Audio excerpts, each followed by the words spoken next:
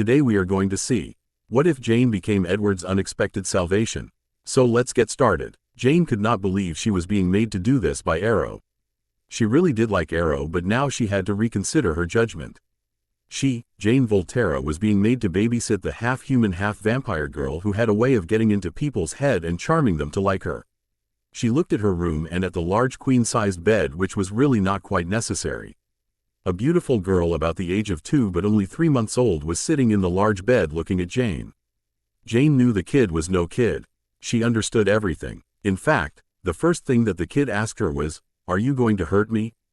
Jane would have loved to reply, "Yes," but Arrow had given her strict orders to not hurt the half-breed, and so she had to feed the girl at regular intervals with human blood brought by her brother, who was the only one allowed to see Jane and the half-breed. She had been told to do a lot of things for the girl by Arrow, but she seldom did them. And worst of all, she was never allowed to come out of the high tower except for feeding. She umped on a chair looking directly at the girl sitting in her bed. "I'm bored," Rensme said, looking at Jane, although she was afraid to do it. "That makes 2 of us," said Jane, taking a book from the shelf and setting it on her lap to read. It was Bram Stoker's Dracula. And although the author had written a load of imaginary bluffs about the vampires, she still liked to read in because of Jonathan and Mia. She would be damned if she told anyone of her interests in romantic stories, so she kept the knowledge to herself. Rensme got down the bed and slowly walked towards Jane. She was really afraid, but she couldn't sit there and do nothing. She had already cried enough for her mother and Jacob, and she didn't have any more tears. She wanted her daddy to come and rescue her from these people who seemed to hate her. She couldn't understand why they hated her so much, except Arrow and Alec. Jane was clearly indifferent to her presence. She would not bother her after giving her the regular cups of blood. Rensme had to sit on her bed or wander around the tower. She was still short, and so she couldn't reach the massive bookshelf to take a few books and read. She really was worried to touch Nay and ask her, but she was too much bored. Jane was too much immersed in her book to notice anything when she felt a warm hand touch her cheeks and a picture of the half-breed reading a book flashed through her mind. Rensme took her hands back after she had shown Jane what she wanted. She looked at Jane, wondering whether she was in deep trouble for doing that. Jane, who was angry that the girl interrupted her, then turned shocked at how warm the little girl's hand was. She hadn't felt warmth in forever, and she wanted to feel the warmth again. However, maybe the little monster was trying to charm her way to Jane as well. She had already charmed Alec, and whenever he came, they were both so noisy and irritating it got her annoyed to no end. But she had to admit that for a 3-month-old or a 2-year-old, Rensme was incredibly resilient after losing her mother and her best wolf friend. So she decided to show a little mercy and got up in vampire speed, took a book from the shelf and handed it to her. Rensme looked at the title of the book, Sleeping Beauty. It was her favorite story, and although she didn't like to read the same books again and again, she was content to. It was this book rather than some awful comic books Uncle Emmett gave her. She touched Jane's cheeks again, and the word, "thank you," flashed across Jane's mind. Jane looked at Rensme. Maybe she was wrong in assuming that the girl was a manipulating vixen. She had to think about it, but then the warmth left her as the little girl's hand slipped back and the half-breed smiled at Jane.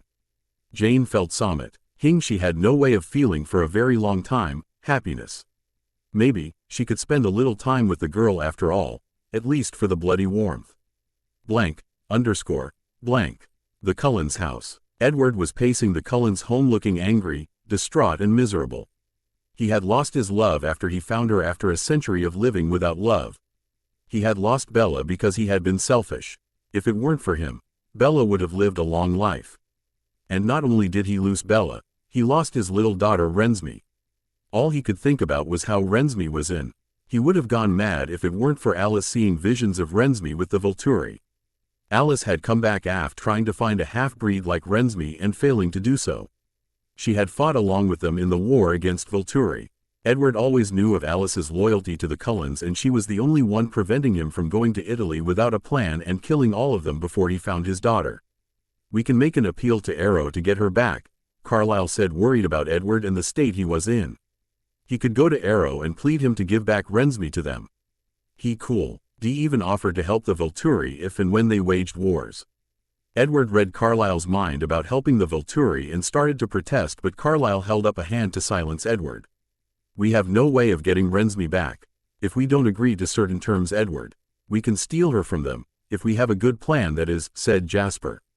It's not possible, not with Alec and Jane, said Rosalie, ever worried about her little niece. She had finally got some happiness out of raising her niece, which had to be spoiled by the Volturi. But Alec likes little Nessie too much, said Alice, and everyone in the room turned to look at her in confusion, but she just shrugged. Edward knew of this too. He had seen Alec and Nessie playing together and laughing in Alice's vision, but what if her vision was wrong? Still, Jane wouldn't let Alec do something his master won't approve of, said Esme, always believing there was a good side to every person no matter how cruel they were. Our dear Jane is a little suspicious of Nessie, said Alice.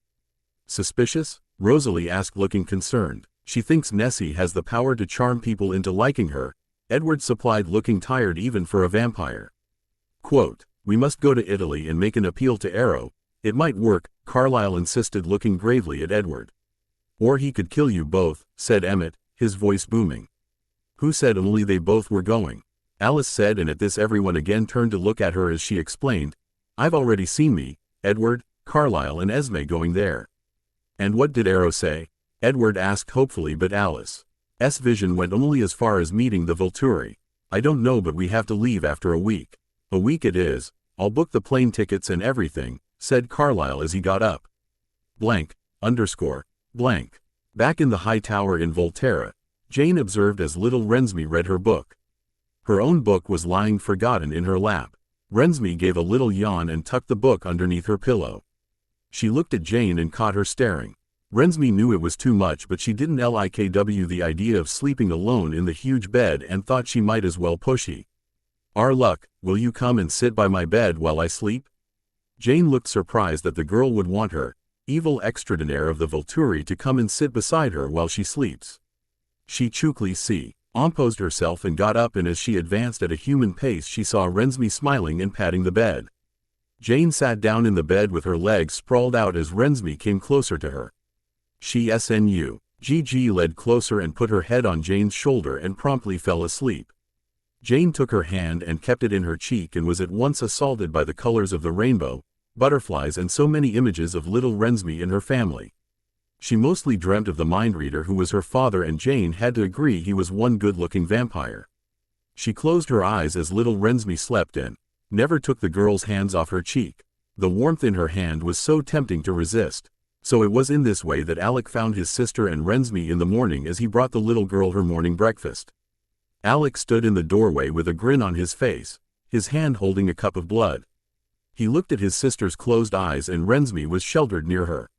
He knew it was only about time before his sister would take pity on Rensme and start liking her.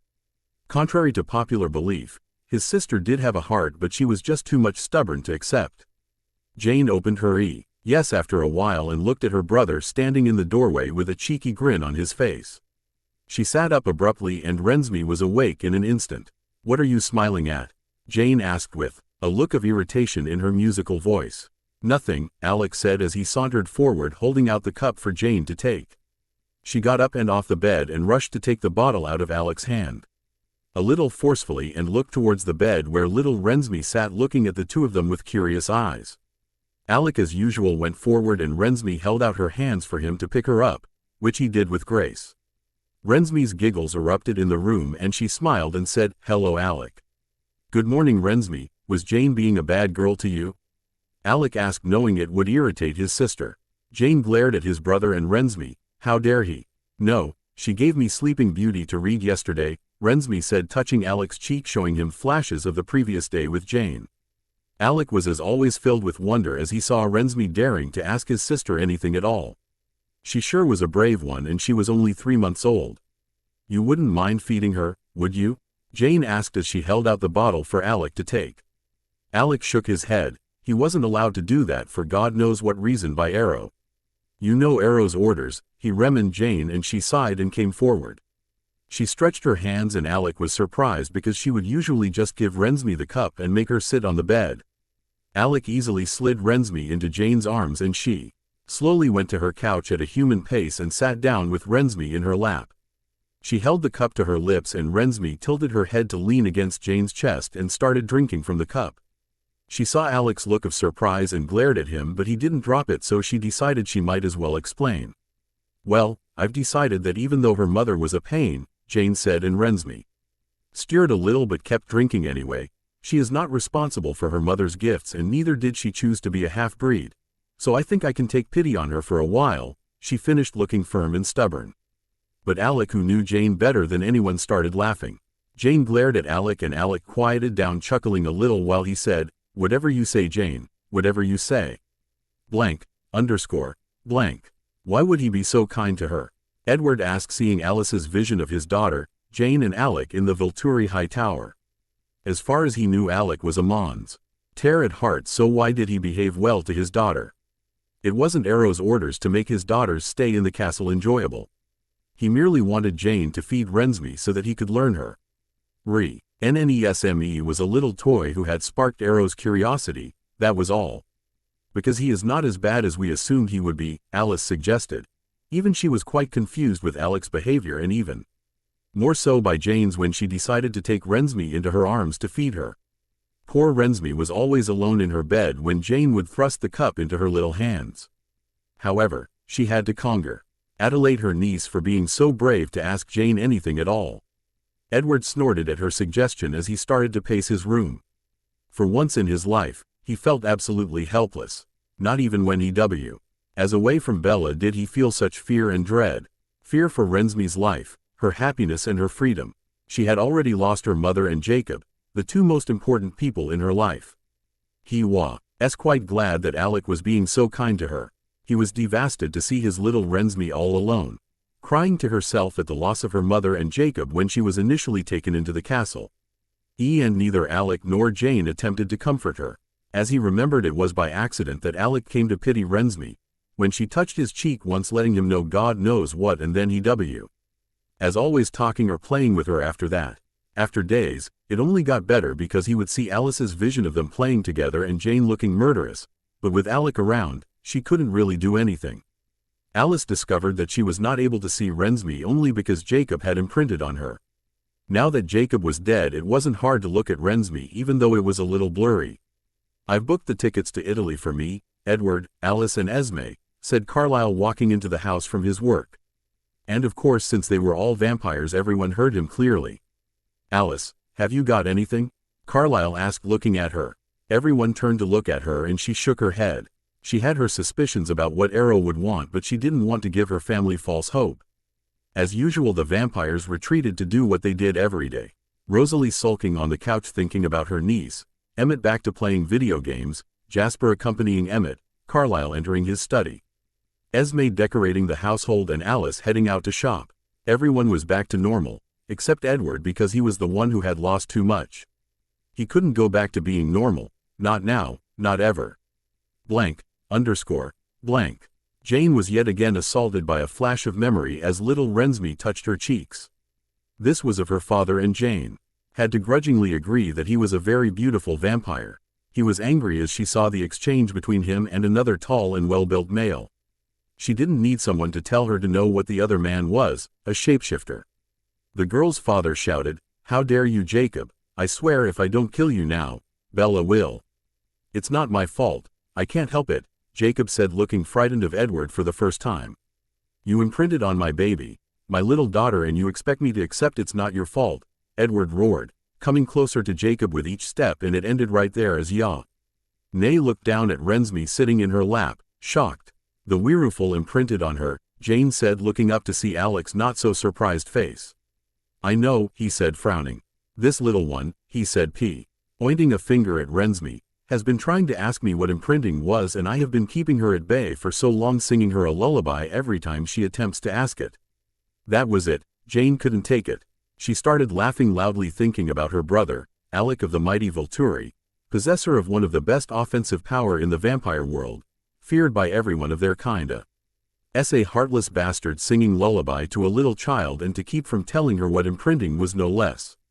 Suddenly she seemed to like Rensme more. Oh, she would hold this against Alec for a very, very, very long time. "Shut up, Jane. She really likes the lullaby, you know." This only made Jane laugh harder, and she chuckled, looking at Rensme sitting on the floor, looking between her and Alec with a confused look. "Now, Rensme, show me what else you make my brother do." she said, picking her up, and Rensme smiled brightly and reached for her cheek. You little traitor, don't you do tea to me, Alec said, and Jane just about pushed him out of the door before Rensme started to show her what she and Alec did when Jane was out of the high tower feeding. After an hour, Jane was laughing with mirth. Rensme had just shown her enough to haunt Alec forever. Oh, I like you now. It is a pity I didn't get to watch you manipulating my brother to do things for you. And he never seems to have a heart to refuse. Even when you asked him to take you out of the high tower and asked him to eat human food, Jane wrinkled her nose at the toad of human food, and little Rensme clapped her hands and giggled. Although, I would ask you to not persuade him to be out of the high tower. Arrow would be disappointed, she said with a firm look and a serious voice to Rensme, who looked panicked. Nnesme instantly reached for Jane's cheek, asking her if Alec was in trouble, and Jane shook her head, indicating no. It was a mystery to her as to how this girl could care for her brother so much in such a short span of time they got to know each other. Just then Rensme yawned, taking her little hand to her mouth to stifle her yawn, and Jane couldn't help but be fascinated by the sight. Are you sleepy? Yes. Will you carry me to my bed? She asked with huge eyes and her arms outstretched. She stuck out her bottom lip, making finishing the look she was hoping to achieve. Jane chuckled at Rensme before picking her up with ease from the floor. I am right, you are a manipulating little vixen. Rensme giggled and rolled over the bed before finally closing her eyes to sleep. Jane sighed and sat on the bed before taking a boot from the shelf and leafing through it. Alec ate human food for the little girl sleeping next to her. She couldn't believe it. Do you think it will work out, Carlisle? Esme asked her husband. Alice, Edward, Carlisle and Esme were on a plane to Italy, in the first class of course. They had all the money in the world. I don't know. Alice, what do you see? Alec zoned out with her eyes unmoving and then came to her senses soon enough. She smiled and Esme and Carlisle looked confused while Edward looked relieved but not completely happy either. He had obviously seen Alice's vision. Arrow is letting us take Rensme, Alice said with a wide smile, and then she looked at Edward and added, under a few conditions, which I don't know what because I couldn't see. That's a good thing. I wonder if he'll ask us to join the Volturi, said Esme looking distraught. Carlisle shook his head. Arrow wouldn't have any plans to coerce them into joining the Volturi. He had too many vampires captured from the battle and they all abided by him. This included Safrina, Senna, Carmen, Elazir and certain other nomads. Edward was thinking along the same lines. What would Arrow do? And besides guards for his empire in Volterra? He couldn't guess, but he had to wait and see. At least he would get to see Rensme soon. Meanwhile, in the high tower of the castle of Volturi, Rensme as playing with the toys Safrina had bought for her and given them to Alec, asking him to deliver it to Rensme. She was currently sitting on the carpeted floor playing with her stuffed rabbit. Jane and Alec sat in the couch watching her. What do you think Arrow is going to do to her? Asked Alec with a little concern in his voice. Well, he doesn't intend to kill her, Jane said. She herself wasn't sure why Arrow was keeping the half-breed here if she wasn't of any use to them. And what use could she possibly be? Her powers weren't so impressive. The only conclusion Jane could come up with was Arrow was using her as a pawn to make the Cullens join the Volturi. She knew Arrow had obsessed over having the pixie and the mind reader in the Volturi for a very long time. I don't understand. It isn't like Arrow to treat someone kindly without having a purpose behind it. Alec stood and started pacing the room. You know that isn't completely true, Alec. He is kind to us, or did you forget? Jane said with a slight look of outrage. Of course Arrow was not kind to many people and he usually used them, but if it weren't for Arrow, Jane and Alec would have burned at a stake long time ago. Jane, he is kind to us because of our powers. We are just his toys, Alec said, giving her a piercing look that told her how much he believed it. Jane looked unsettled for a minute before replying. He does look out for us, you know, at least in the beginning when we didn't have nearly as much power as we have now. Yes, but that's only because he knew we would be invaluable one day. If he were to find someone better, then he would chuck us away in 1 second. Jane smiled and said, but Alec, nobody is as powerful as this, so he had to be kind to us. I could tell it was for CED in the beginning, but I doubt it is now. We have seen changes in his behavior. You've seen it too. Yes, but I still do not find it in me to believe it's not a lie or an act. I think you see And be sure it's not an act, because one of the nomads here can tell if a person is being truthful or not, and he was surprised when he saw Arrow with us. He was on our side too, so when I asked him, he told me Arrow had a fatherly affection towards us.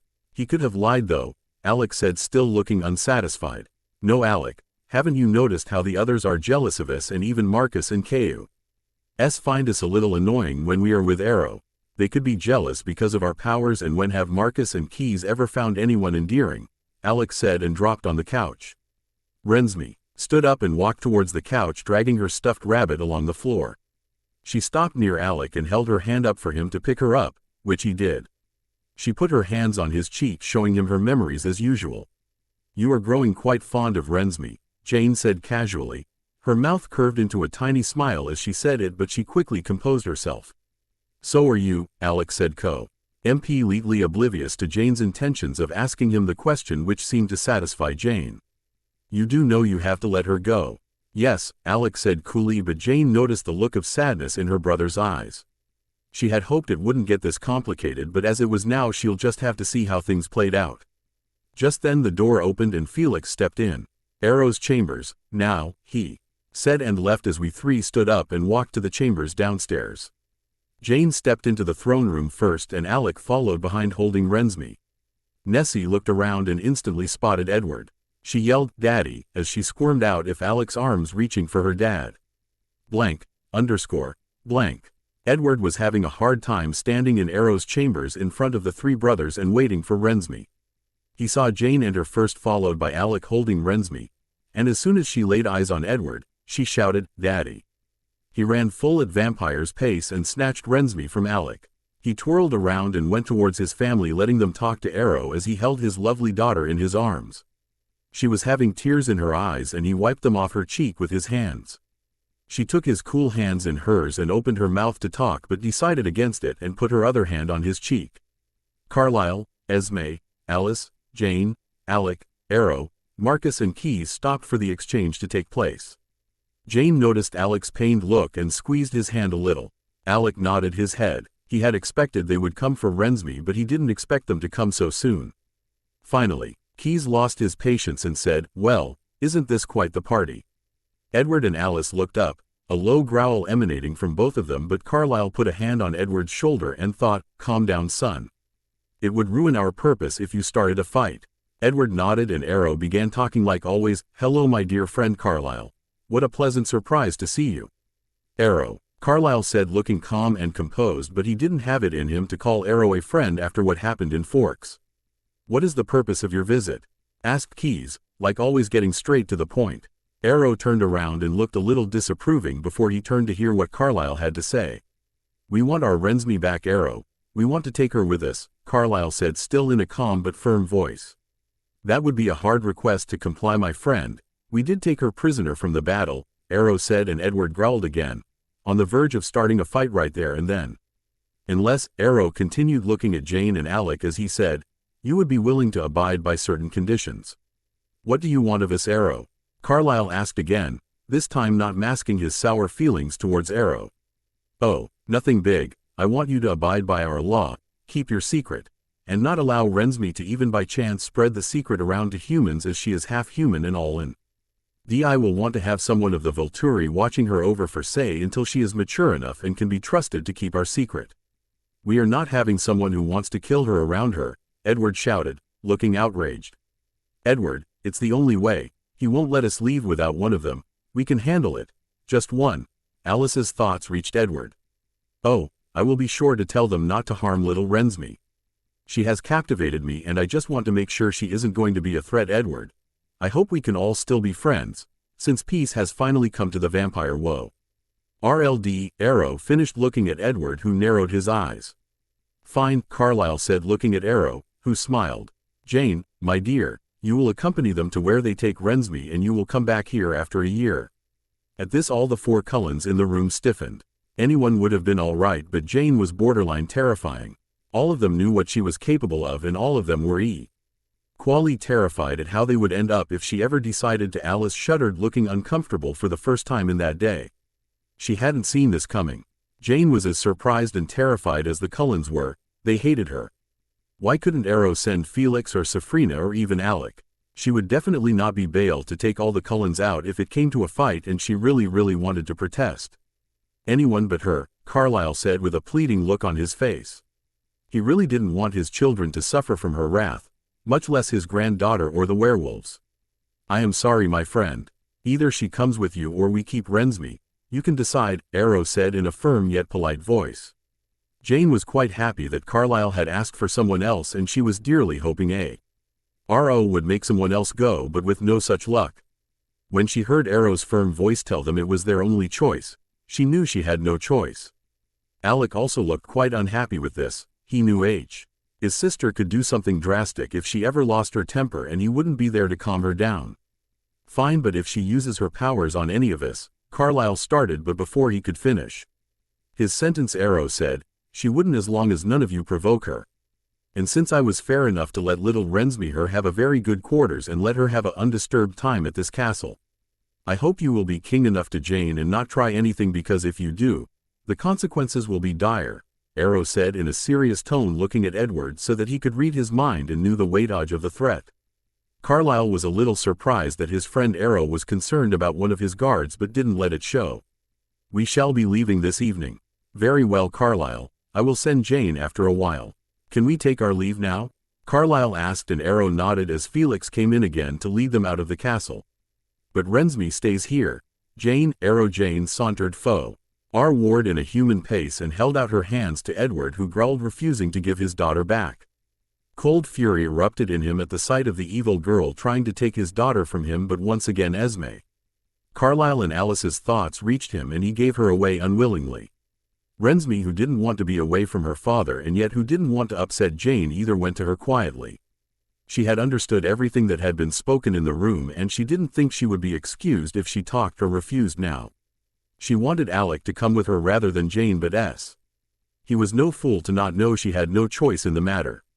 Jane was in her room, very pissed off and on the edge, so Alec had long before taken Rensme out of his sister's path.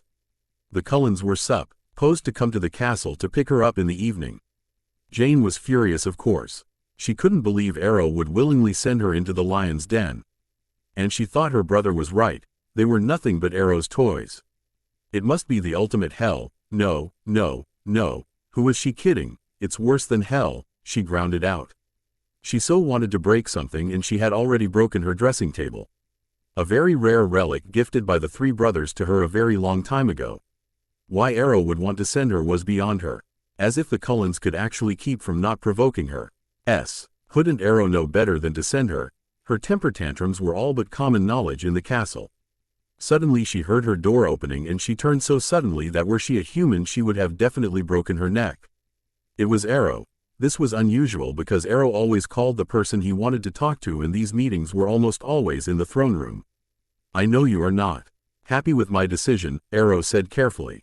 He was one of whom had ventured to experience Jane's powers, and he didn't want to be on the receiving end of it ever again. Jane didn't speak. She just read at Arrow, willing him to explain why he ever felt the need to send her of all people to the Cullens. I have a purpose for your visit, Jane, and it is not just to keep an eye on Rensme. In all your existence as a vampire, I have never left you out of this castle except on brief visits or battles. I think it would be different for you to live with the Cullens, Arrow stated, looking solemn. Now Jane was confused. Did this mean Arrow really did care about her, or was it one of his little schemes? If it were one of his schemes, wouldn't he tell her?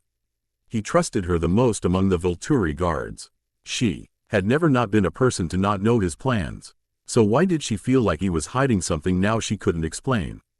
If he wanted her to experience a different life, then why didn't he just send her out on her own for a time?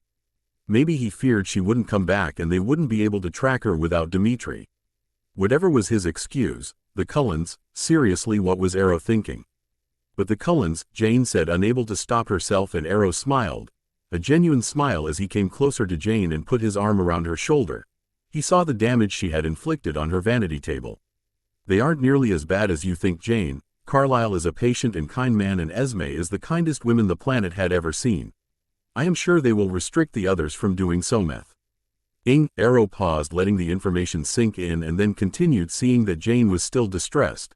And if they do try something, you are more than capable of rendering them all useless. At this Jane relaxed a bit. She was pretty powerful, but what chances would she stand against so many vampires, and it didn't help that they had a seer and a mind reader and an empath. Well, it was 1 year in. It would pass hastily for a vampire, so she needn't worry too much. Now that the shield was dead, she was sure everyone in that family would be terrified of her. However, I will not be so happy if you use your powers on them on purpose, Arrow warned, willing Jane to look at him. Jane turned. That was just asking too much, and she almost forgot about their disgusting diet. Wait, does this mean I'll have to drink animal blood? Jane asked, looking distraught. No, she would find a way around it if such a condition was imposed on her. She wouldn't drink off stupid, smelly and disgusting animals. No, you can always hunt for humans outside. I think it will be a good experience for you after having been accustomed to our feeding chambers, Arrow said, relieving her at once. I still don't like tea. His prospect, Jane said, pushing her luck. Arrow was not usually tolerant or kind. She just wanted to know when he would break and tell her to deal with it. But she was surprised when Arrow just laughed and said, "You don't exactly need to tell me that for me to know, Jane, but do try to enjoy yourself." And with that he left Jane in her room to pack. The evening me all too soon for Jane, and she trudged out of her room reluctantly, holding her suitcase in her hand with no effort at all. It was a big one, and people would probably wonder how a little girl like her could lift it off so easily, but she didn't care. She entered the throne room, and sure enough the Cullens were all there. Rensme was in the seer's arms. Alec and Arrow were the only ones in the throne room. "If any of you dare to hurt my sister, you will pay," Alec thought, making eye contact with Edward, who raised an eyebrow. He so wanted to kill all of them right here, but then he knew it was impossible. If it weren't for his daughter, he would probably explode right then. "I think it's time we leave," Carlyle said, noticing the tension in the room. Arrow smiled and nodded for me to get going and said, "Until we meet again, old friend." Alec came over to me and gave me a quick hug and said, "I hope you enjoy your little tour," a lot sarcastically, might I add. I punched him playfully before trotting off after the Cullens. Yes, my doom starts this minute. The plane ride was excruciatingly long, and the scent of so many humans was so overpowering. Not to mention I have to wear 21st century clothes. I couldn't wait for this to end, and it was only about 4 hours. None of the Cullens paid me any heed, and I ignored them as well. This went on for about an hour, until I was interrupted from the magazine I was reading by a little tug on my leg. It was Rensme, and she held her arms up for me to pick her up. I looked at the Cullens. Pixie was looking disbelievingly at the little one. Carlyle was surprised. Esme looked curious, and most of all Edward looked about to explode with fury. This could be interesting. I saw that Rensme was ill, holding her arms up to me to take her. I smiled and scooped her up from the ground without effort. "Nessie, come here," Edward said, looking furious. He knew it wasn't his daughter's fault that she liked Alec, but still, Jane. That was just something he will not digest. Nessie, who names a child after Loch Ness Monster, this family was crazy. "We are not crazy," Edward said, looking even more furious if possible. His eyes were coal black and his lips were pulled into a hard line. Oh, how he would like to pounce at the evil girl and just embody her limb by limb. Oh damn, forgot he was a mind reader. Doesn't he realize how violated people feel when he reads their minds? "And you're one to talk about violation, Jane?" Edward asked sarcastically, looking directly into her eyes. "Get out of my mind," Jane stated calmly, although she was raging inside. "Doesn't this idiot realize what I can do? Actually, he must. I remember torturing him once, but I didn't use my full potential. Should not have gone easy on him." "Oh, I realize what you can do, Jane, but do you really think you're a match against our entire family?" Edward asked with an edge to his voice. All he wanted was to destroy every last member of the Volturi. Jane smiled and gave Rensme back to Alice before standing up, still with the smile on her face, as she took 2 graceful steps and was right in front of Edward. She bent low so that she was eye level with him and said, "You and I both know I will have you all butchered and thrown into the fire to burn in hell forever before you can even think of laying a hand on me. Do not underestimate me, mind reader." Edward growled, and he wanted to do nothing but to rip the monster in front of him into pieces, but before he could act on his instinct, Jane moved quickly and sat back. In her seat, and with painful regret he realized that Jane could and would outdo them all if there was ever a need. The pain he experienced when Jane used her power on him truly rivaled the pain of his transformation. It felt like thousands of hot needles scalding his cold marble skin as if it were a human's. Never in his vampire life had he been so close to screaming in pain as he writhed on the floor that fateful day. Never had he been so vulnerable. Never had he wanted it to end so badly, and according to Jane's thoughts she hadn't even used her full powers on him, and she was thinking she had gone easy on him. He could only imagine what it would be like if she did use her full powers. He didn't want anyone in his family to experience such pain, and even more so he didn't want his Rensme to go through that pain. He had to keep his temper in check. An evil vampire would not threaten the control he had built for years in his vampire life, or so he thought.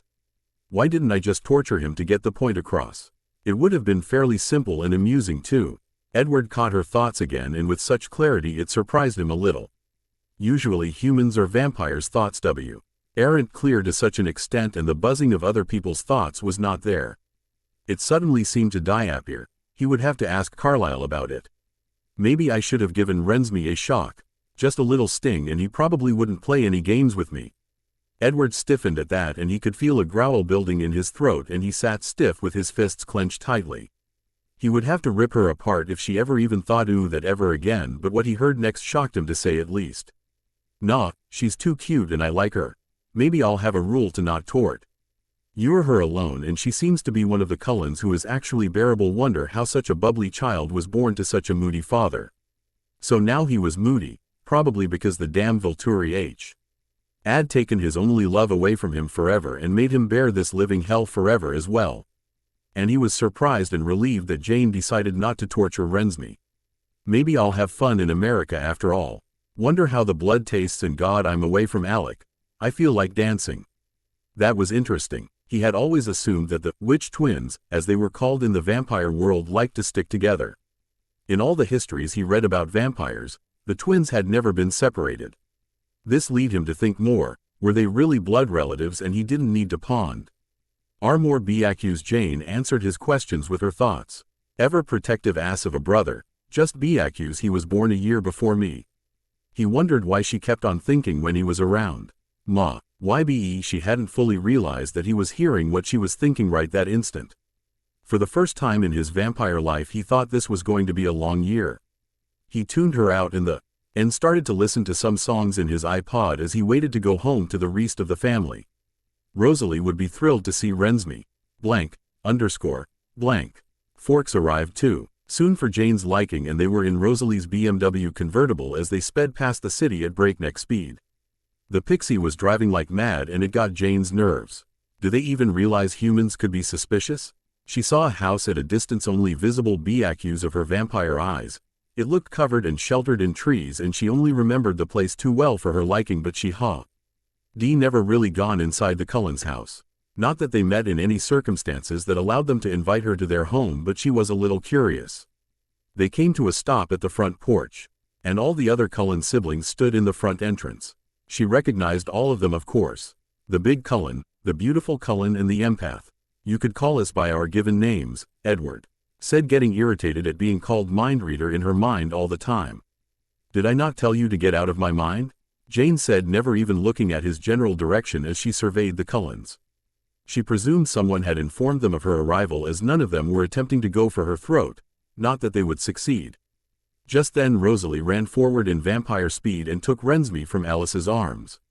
She held her close and started cooing at her, and Rensme giggled and pointed her finger in the house's direction. Jane looked at the exchange with a little disgust before turning to retrieve her suitcase from the back of the car.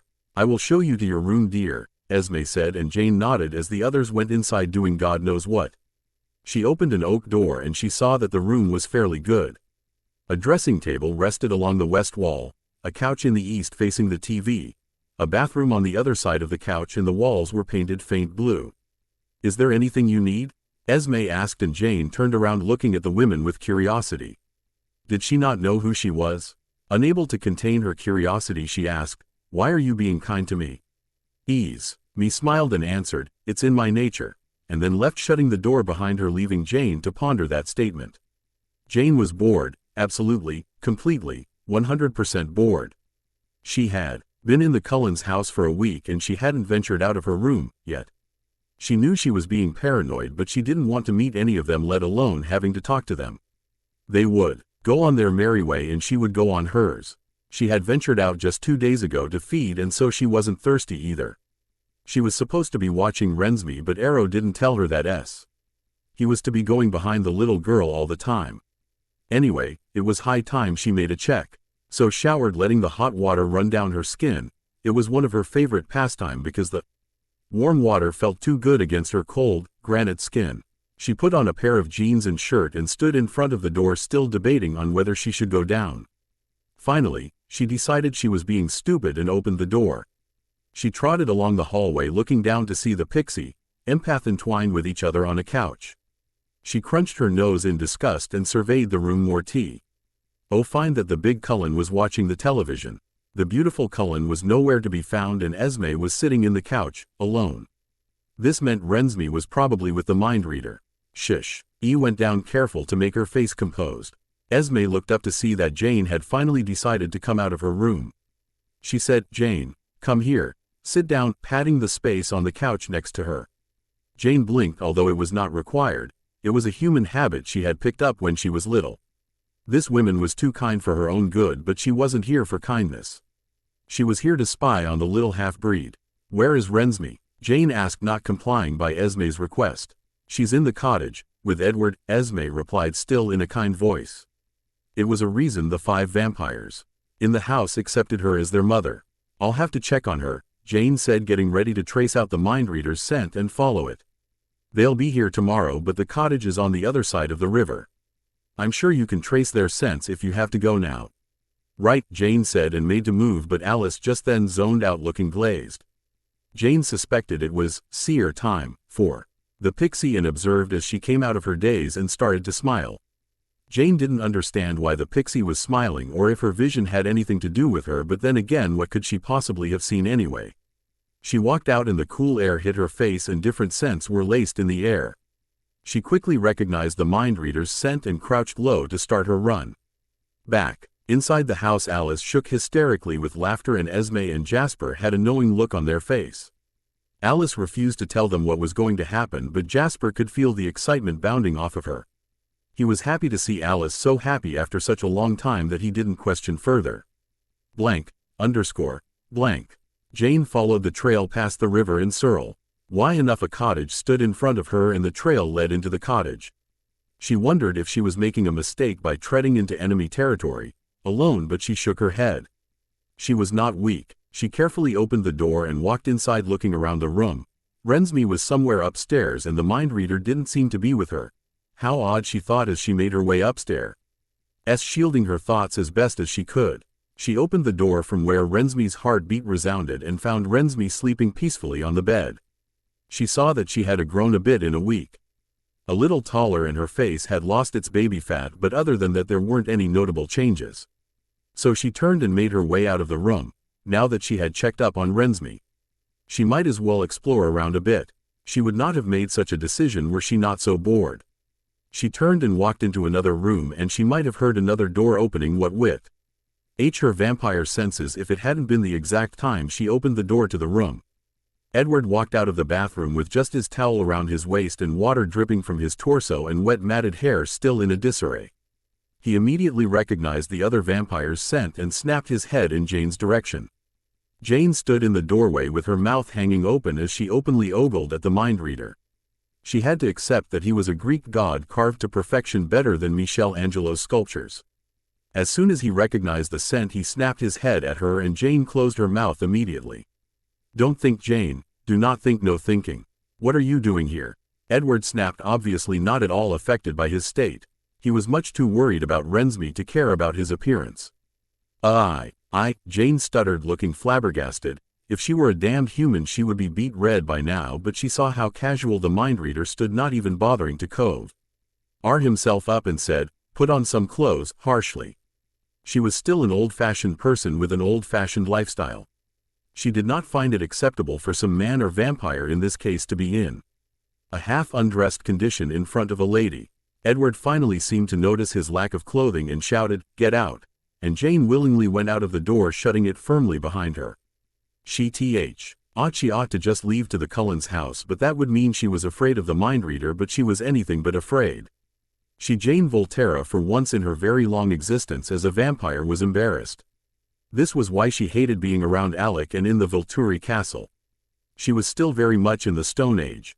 She rearranged her thoughts quickly. 21st century Jane. No embarrassments, nope. No reason to be, and it is a weakness to show how you feel to the enemy. No.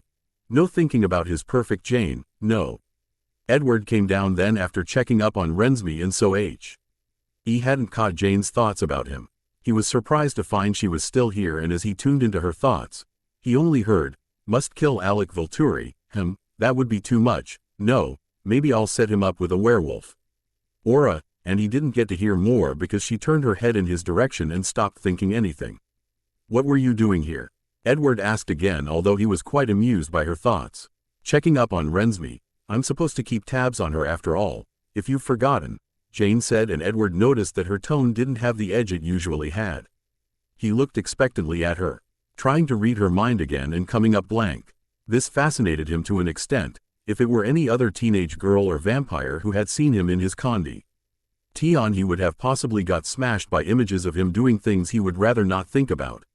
Then he almost wanted to smash down a wall. He did not just accept he was fascinated by Jane Volterra. And yet, she maintained a cool composure as if nothing had ever happened to him. She noticed that the mind reader was looking at her expectantly and thought, probably should be leaving. Wait, Defini. Telly leaving, and with that thought she spun around and opened the door and headed out into the chill night air, leaving a stunned Edward gaping after the unshut door. Blank. She reached the Cullens' house in no time and decided to enter through the front door. She saw that the beautiful Cullen had arrived from God knows where, and the big Cullen was playing what they called video games. Alec was crazy about them. She saw Esme and Carlyle sitting in the couch with their arms around each other, and just as she wondered where Pixie might be, said Pixie appeared in front of Jane with a devious smile on her face. "How was your trip?" Alice asked, and all the Cullens gaped at her. Was she insane to stand so close to Jane, let alone talk to her or smirk at her? Jasp. Stepped forward, thinking for once maybe his hyperwife had lost her mind. Jane realized this must have been what the Pixie was laughing about when she left, and the Pixie was probably looking for a way to embarrass her in front of her family. She was, however, Jane, and Jane wouldn't get embarrassed. She quickly said, "Very well," with a mischievous smile and a wink, and left to her room. Allie, C.E. smirked as well, and her whole family turned to her, all asking with their eyes, what the hell was that about? But it was her fun to have, and she wasn't going to share. She shook her head and disappeared into her room as well. Jane plopped down on the couch in her room. Now that she was out of the confines of being with the mind reader, her thoughts went into a whirlwind in her head. She really needed to get it under control, but what was she to say? She had lived for 456 years as a vampire serving for the Volturi, and she didn't have a mate. Everyone in the Volturi except Alec and her had a mate. The reason they didn't have one was because of their incredible power, as Alec put it, but she thought it was probably because they were too young to have mates. She was only 15.5 years old when she was changed. Just a year after she had come of age. She had never felt anything beyond hatred for humans and a kind of aversion to all the vampires in the castle. And any of her dim senses were not brightened by being around Alec. He was literally watching her like a hawk.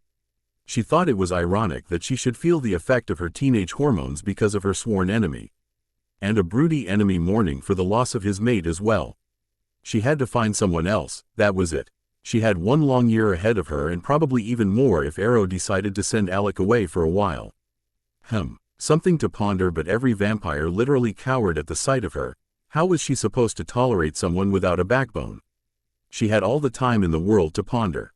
Ed Ward was holding his Rensme securely in his arms as he walked the few steps to his house. He opened the door, and as usual, his mother was sitting in the couch reading some magazine. Emmett and Jasper were playing video games. Rosalie was watching Emmett and Jasper, and Alice was nowhere to be seen. He was glad that a certain other person wasn't in the house. Rosalie looked up as she saw them and came forward and took Rensme from his arms. He searched for Carlyle and concentrated on his thoughts. I wonder what Alice is so excited about. That was odd. When was Alice never excited? He went into Carlyle's study and saw his father sitting on the chair with his legs propped up on the table. Esme would be disappointed, but Carlyle would probably just send her and put his legs down. "What is bothering you, son?" Carlyle asked, looking at Edward with a worried expression. Ever since Bella died, Edward was always depressed, rarely ever talking to anyone and always on the edge. His moods were always unpredictable, and now that Rensme was back, he was better. Sometimes Edward wondered if Carlisle could read his mind. He always seemed to know when something was bothering him, and he trusted Ed Carlisle the most, and he really was his father in every way but blood. He wondered how he should start and decided to just get on with it. It's Jane. Somehow I'm able to hear her thoughts more clearly. And when I'm tuned into her thoughts, the background buzzing just appears. I can't explain it. It's never like this with anyone else. Interesting, Carlisle mused, and although he had a theory, he doubted his son could take it well. So he said, I'll look into it and see what I can find. Thank you, Carlisle. Edward sighed and left the room. Carlisle was careful to guard his thoughts and expressio in front of Edward, but now that he was gone, his face broke out into an expression of agony. Vampire powers tended to get exemplified only with their mates, and it was a very rare occurrence in their kind. The bond between the mates had to be very strong for such an exemplification. He wondered if Arrow had planned this, but then again, how could Arrow know something like that? Sure, he had peeked into Edward's mind a couple of times, but how could he know that they had a connection? He had to keep an eye on his son. As much as he wanted his son to forget about the past and move on, he didn't want Jane anywhere near his son. Blank. This is the most boring place on the earth. I miss Alec. Edward was sitting on the black couch in his room when her thoughts assaulted him with perfect clarity yet again. He didn't know if it was just him, but it seemed to him like Carlisle was hiding something from him. He shook his head and attempted to tune Jane out, but to no avail. Her thoughts just kept reaching him. Not that Volterra is any better, but at least I could go torture a few humans, or Felix or Chelsea or Renetta. Or even that pet cat Didymus had. Figures, Edward muttered. He wasn't the least bit surprised that Jane's favorite pastime would be to torture people. He just hoped she wouldn't harm anyone in the family, or she'll have hell to pay. Maybe I should go out and find a mate, now that Alec isn't dogging every step I take. At that, Edward stiffened. He didn't know why, but for a moment he couldn't seem to think, and his mind drew a blank. He shook his head and started pacing to clear his head. Why did he care what the evil witch did? It was not his problem anyway. He stopped pacing and thought of going back down before his plans to calm his agitation were dwarfed by another thought in Jane's mind. Why can't I get the mind reader's image out of my head, Jane? You're behaving like a normal teenage giddy girl, EWW. So she was affected by yesterday's events. Unknown to himself, a smug smile took residence in his face before he realized what he was doing. He was seriously not himself these days. Maybe it was all an after effect of being depressed for so long. That's it. I'm ending my single life now. Time to find a mate. I wonder if Esme will be worried about my diapparence. Who am I kidding? Why would she worry about me? Alright, this couldn't go anywhere good. If Arrow or any of the members of the Volturi decided to stop by, it would be hard to make them believe Jane went on her own, and that was seriously not good for his family. He had to stop her, but before he could even get out of his room, he heard her jump out of her window, and he quickly got up and moved at vampire speed to her room before he was stopped by someone's hand on his shoulder. He realized it was Carlisle and turned around to look at him. Son, what are you doing? Carlisle asked with a worried look always etched on his face whenever he spoke to Edward. Ed. Ward was yet again anxious about Carlisle's behavior, and he made no comment on it for time being and said, I heard Jane's thoughts of trying to go far, and I thought I should stop her. Carlisle raised his eyebrow at him and said, I am sure she is capable of finding her way home, son. You have no reason to follow her. Edward was astounded because Carlisle sounded firm, as if he were forbidding him to follow Jane. Now he was really confused. Carlisle was definitely trying to hide something from him. What if the Volturi come here and... Before Edward could finish his sentence, Carlisle had already oohed him off by saying, We can handle it, and he guided Edward down where the others were seated. Edward suddenly recognized what Carlisle was doing. It was only quite a few times when Carlisle was protective of him. First when he was a newborn, then when he came back from his rebellious exploration, third when he and Rosalie had a tense relationship, and now this. Why was Carlisle so eager to get him away from Jane? Yes, she was dangerous, and yes, he could easily lose temper with Jane, but that didn't seem like a good reason for Carlisle to be this protective. He sat in his piano and started to play the lullaby Bella used to love. Oh, how he missed Bella, her innocence, her blush, her touch, her laugh, her love. He missed everything about Bella. His Bella and the Volturi had taken her away. from him, and there was nothing he could do about it. Nothing at all. They were just too powerful, and he had been foolish to trust Bella's shield would hold for long. He had been foolish to put his newborn wife on a battlefield. Foolish beyond anything, for he had lost his only love because of his foolish mess. If he had just left her alone, she would have lived a long life, and now because of him she was dead. His worries about Jane and the Volturi were temporarily driven away from his mind. Blank. The past 2 weeks had been very tormenting for Edward. Alice and Carlyle were definitely hiding something from him. He was sure about it, and whenever he was around, Alice would start to sing a dreadful song in her mind to keep her thoughts locked away. What was more frustrating and surprising was that Carlyle would also start to sing the American national anthem in French, Spanish, and some other old languages when he was around. Jane hadn't come yet either, and he wondered whether she had gone all the way back to Italy after all. Whenever he would attempt to confront Carlyle, he would say he had work or run away, saying he had an emergency. Even Esme started to notice that something was wrong. Jasper was also very confused but kept his cool. Emmett was, as always, oblivious, and Rosalie was indifferent. "Eddie, let's go shopping. Rensme needs clothes." Alice came bouncing towards him and made to hook her hands in his arms. "Don't call me that. Can't you go shopping alone, and what are you so excited about?" "To answer your first question, no, I can. Go shopping alone, and I'm always excited, Edward," Alice said, still bouncing up and down like the hyper pixie she was. "No, I don't want to go shopping. Take Rosalie or Jasper or anyone else," Ray. Lly didn't want to spend hours in a shopping mall with Alice. He was always weary about it. Alice looked appalled and said, "But she's your daughter, Edward. I know that, and I know she doesn't need me for a petty shopping trip." Edward took his hands from her grasp and gave her a look that clearly said, "Go away," but Alice wasn't one to give up. "Rensme," she shouted, and his little girl twirled around to look at him and Alice. "Don't you want your daddy to come to shop with us?" "Yes, Daddy. I want you to come," Rensme said, and started to play with her dolly.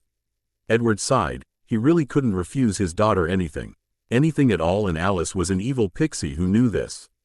"Fine," he grunted and made to move as Rosalie, Alice, Rensme, and Jasper joined him in his Volvo, and they drove to Walmart. This day couldn't get any worse, he thought, but he didn't know how wrong he was going to be.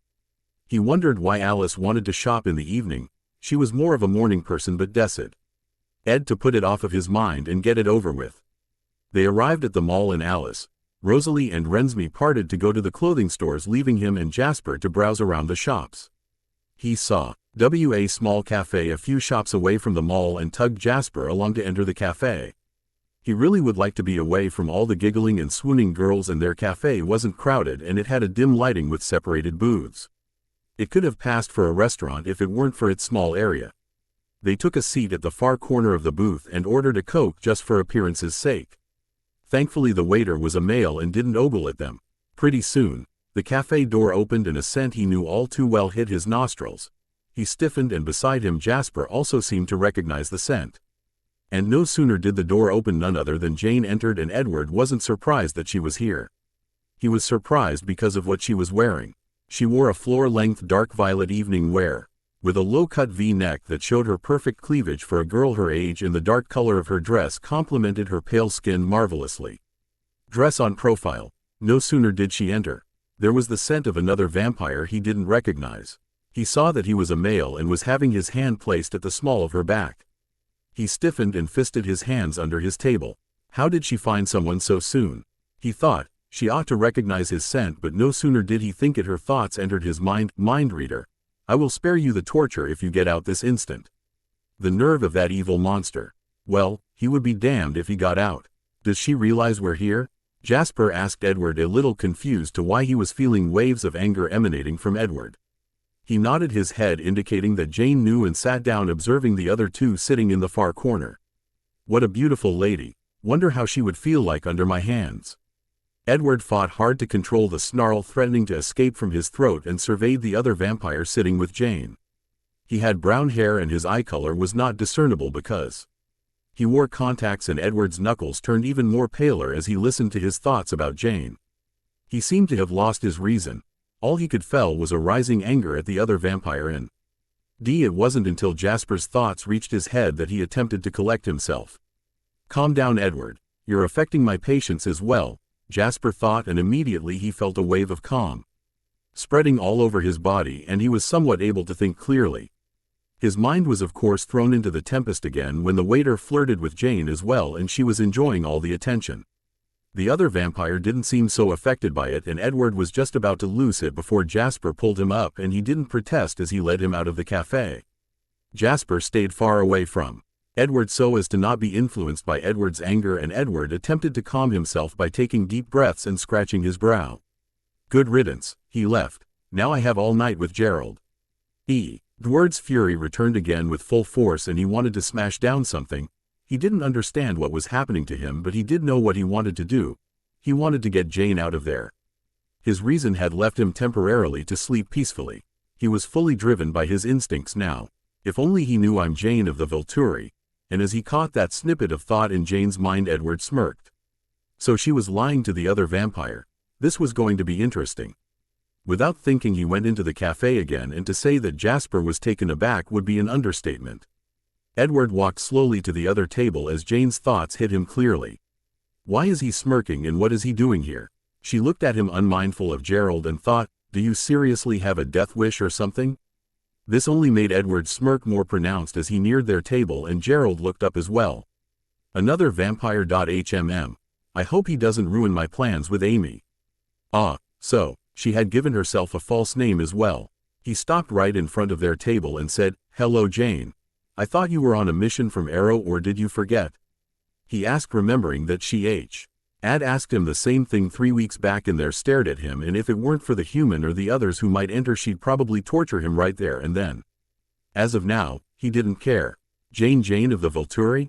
Gerald looked seriously unsettled and looked back and forth between Edward and Jane. Edward looked baffled and said, you didn't tell him, Jane? With an uncharacteristically mock disbelieving voice, and as Gerald didn't know Edward was a mind reader, he looked at Jane already terrified and stuttered, is that true? What a wimp. Guess I should be happy to be rid of him, but mind reader, you will pay. Oh yes, you will pay. Jane stood up and said, yes, it is. Now if you will excuse me, and walked towards the door at a human pace. She let herself out and saw Empath standing outside, and Edward stepped out just as soon. Jane twirled around to face Edward, and his sense seemed to be rudely awakened from sleeping as he realized what he had just done. Jasper was oblivious to what had transpired between the two, looked on with curiosity. Still, Edward was stunned to see Jane in the dress at such a close proximity. Her Volturi guard's dress didn't do her justice at all. Jasper sensed the change in emotions and wondered what was up with Edward. Jane looked at Edward, who met her gaze with no problem at all, and said in a deadly calm voice, I shall be return. Soon, and walked away with the gracious prance. Did he just think she was gracious? Yes, definitely something was wrong with him. Now he had pain and torture to look forward to. What a great day, he thought sarcastically. Edward and Jasper made their way to the mall as Alice practically skipped out and immediately asked, where did you go, Eddie? Edward was clearly not in the mood for his hyper-sister at the moment. He was still trying to sort out why he had been so brash back in the cafe. He had only felt that kind of fury once, and it was when he killed Dimitri. He hadn't even felt that extent of fury while seeing Bella with Jacob in rare occasions. Alice and Carlisle were onto something, and that something definitely involved him and Jane. Alice, she had known what would happen, and she had purposefully brought him here. Now he had to probably suffer the evil witch's wrath, thanks to his sister. You knew, was the only thing Edward saw before sliding into his Volvo. Of course now, and don't worry, she isn't out to torment you, yet. That was comforting, he thought with irony. Jane would probably put him under fierce torture the minute she found her chance, but strangely enough the pain didn't seem to matter. He felt less threatened, though he knew he must be. Well, he never really wanted this existence as a vampire anyway.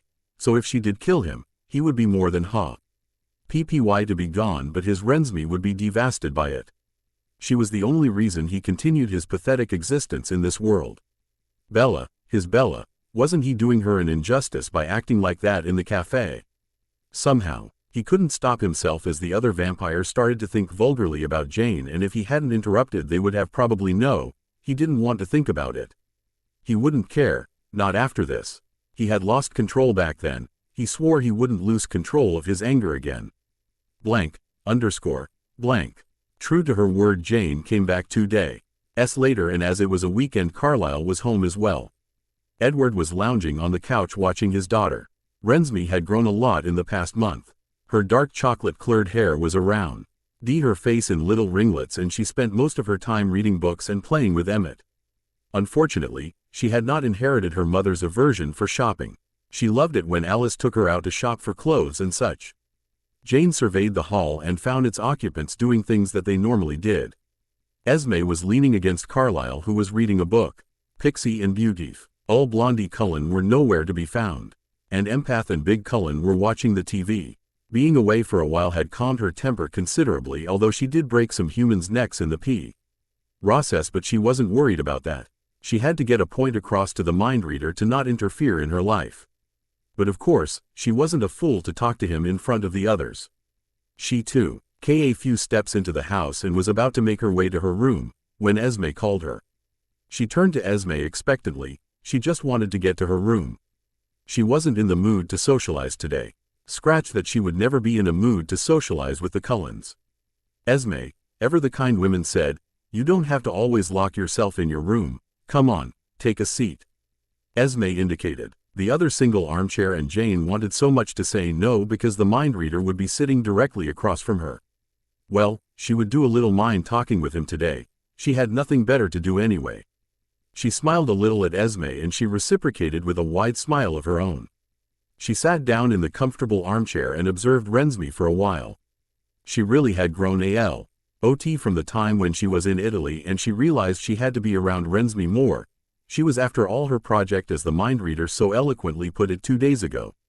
Edward was tense. He knew what to expect, but that only served to heighten his tension more. Jane definitely wouldn't try anything with his family around, but the pain was not what frightened him. He was not a coward. The reason he was frightened was that Jane provoked his emotions to a new level. And he was never not in control. The fact that she threatened his control got to him. You ruined my, what do you call it here, date.hmm. How should I punish you, mind reader? That damned clarity in her thoughts irked him. And he wasn't afraid of any punishment he was about to be given, so he glared right back at her without defiance. You're not scared about what happens to you? If I were you, I would be scared. You haven't experienced my wrath yet. He didn't doubt her powers. No, he may have been able to resist reaming in the Volturi castle, but he wasn't delusional to not acknowledge her threat. He saw his precious daughter asking to be lifted up by Jane, and she complied, directing a twisted smile at me. Esme was curled into Jane's lap with her little hand on her cheek, and Jane of the Volturi looked completely unabashed. She stared right at Edward and thought, your little daughter needs me.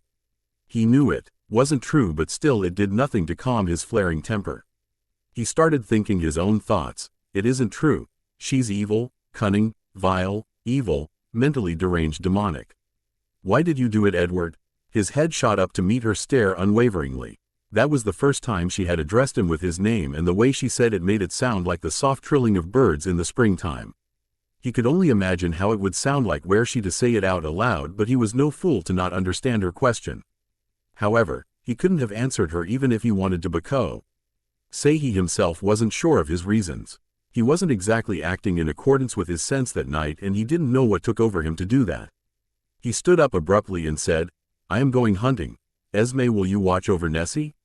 Quote, thinking about it, I haven't been hunting in a while either. I'll come with you. Carlisle can watch over Nessie. All right, let's go. Edward saw he'd happy to be out of the room and without Jane, but he wasn't so lucky. Jane, do you want to come with us, dear? Jane looked up with what appeared to be a sweet smile to the others, but Edward knew better when she thought, oh, your mother just dug your grave, mind reader. I'd love to. Jane indulged and took Esme's offered hand as she stood up. Carlisle was looking at Edward and Jane worriedly and thought, Edward, what is going on, son? Edward shook his head, indicating it was nothing, but Carlisle wasn't about to buy it. He stood up from the couch and said, I'll come as well. He walked to where Emmett and Jas were watching the TV and turned it off. Both of them looked up in annoyance, but Carlisle just smiled and said, you have a niece to look after. And both of them seemed to be happy about it and nodded.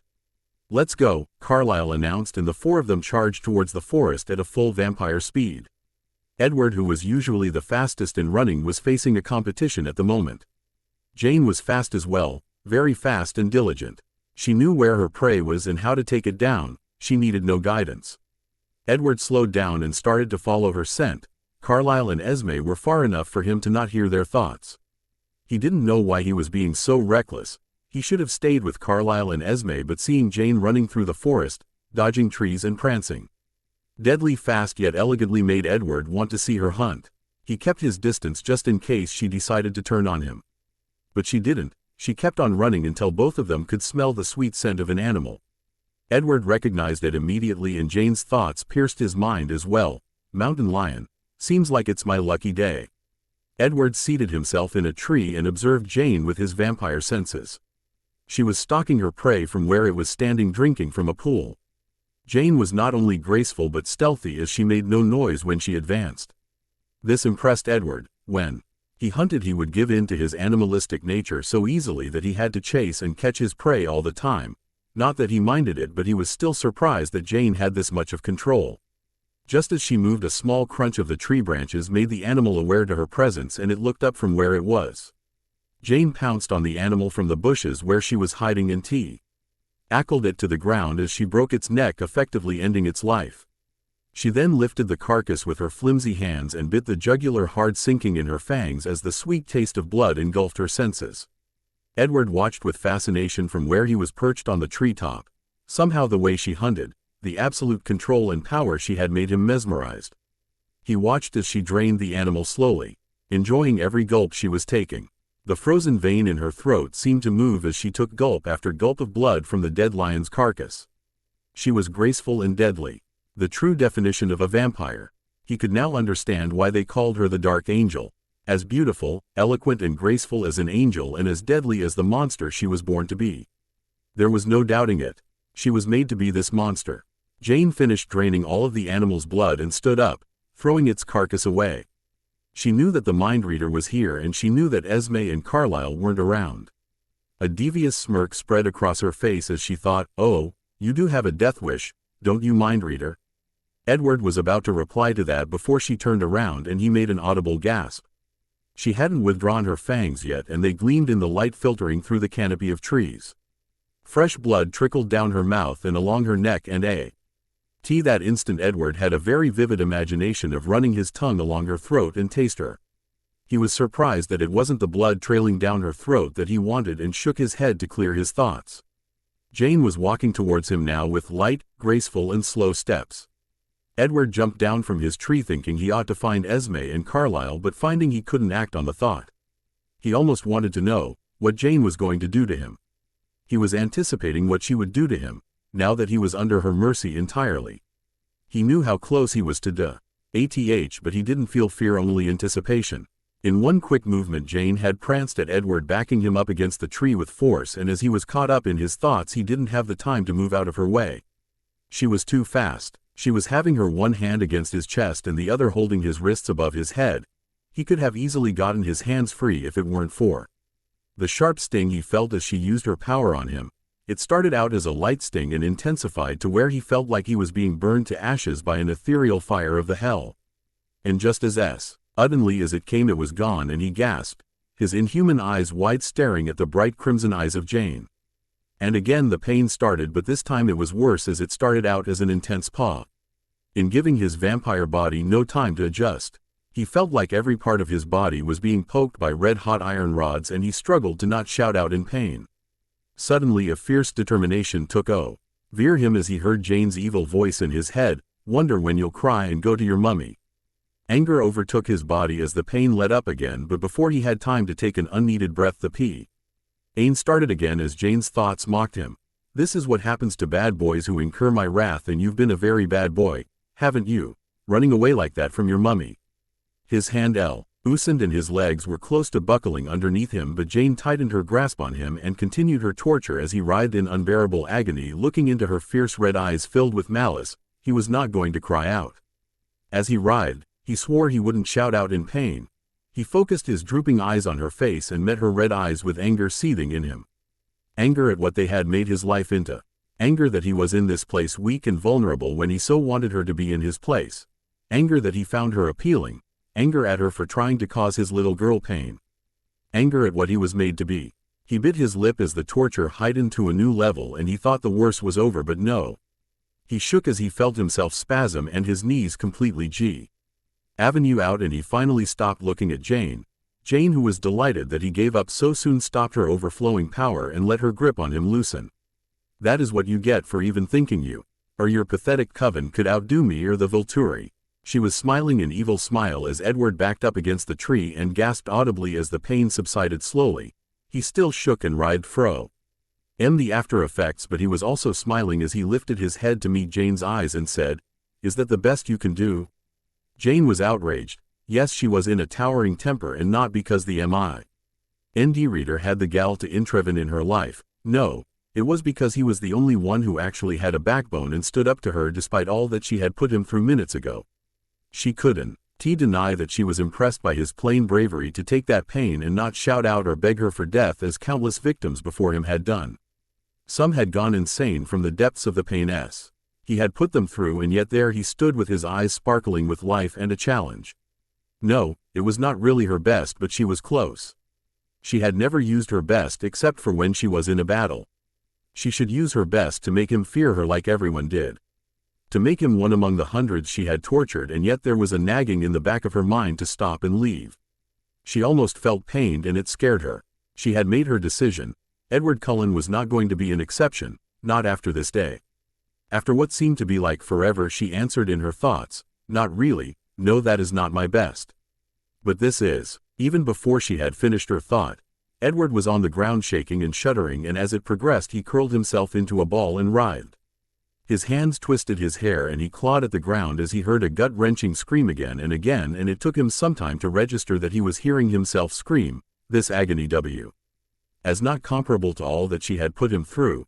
It felt like his skin was being peeled apart and every bone in his body being broken. Every inch of his body burned and ached. He felt like he was doused with water and shocked repeatedly, and in that moment he craved for it to end. He would die for it to end, and his mind couldn't process anything as he writhed, arching his back, and only one thought was coherent in him: end.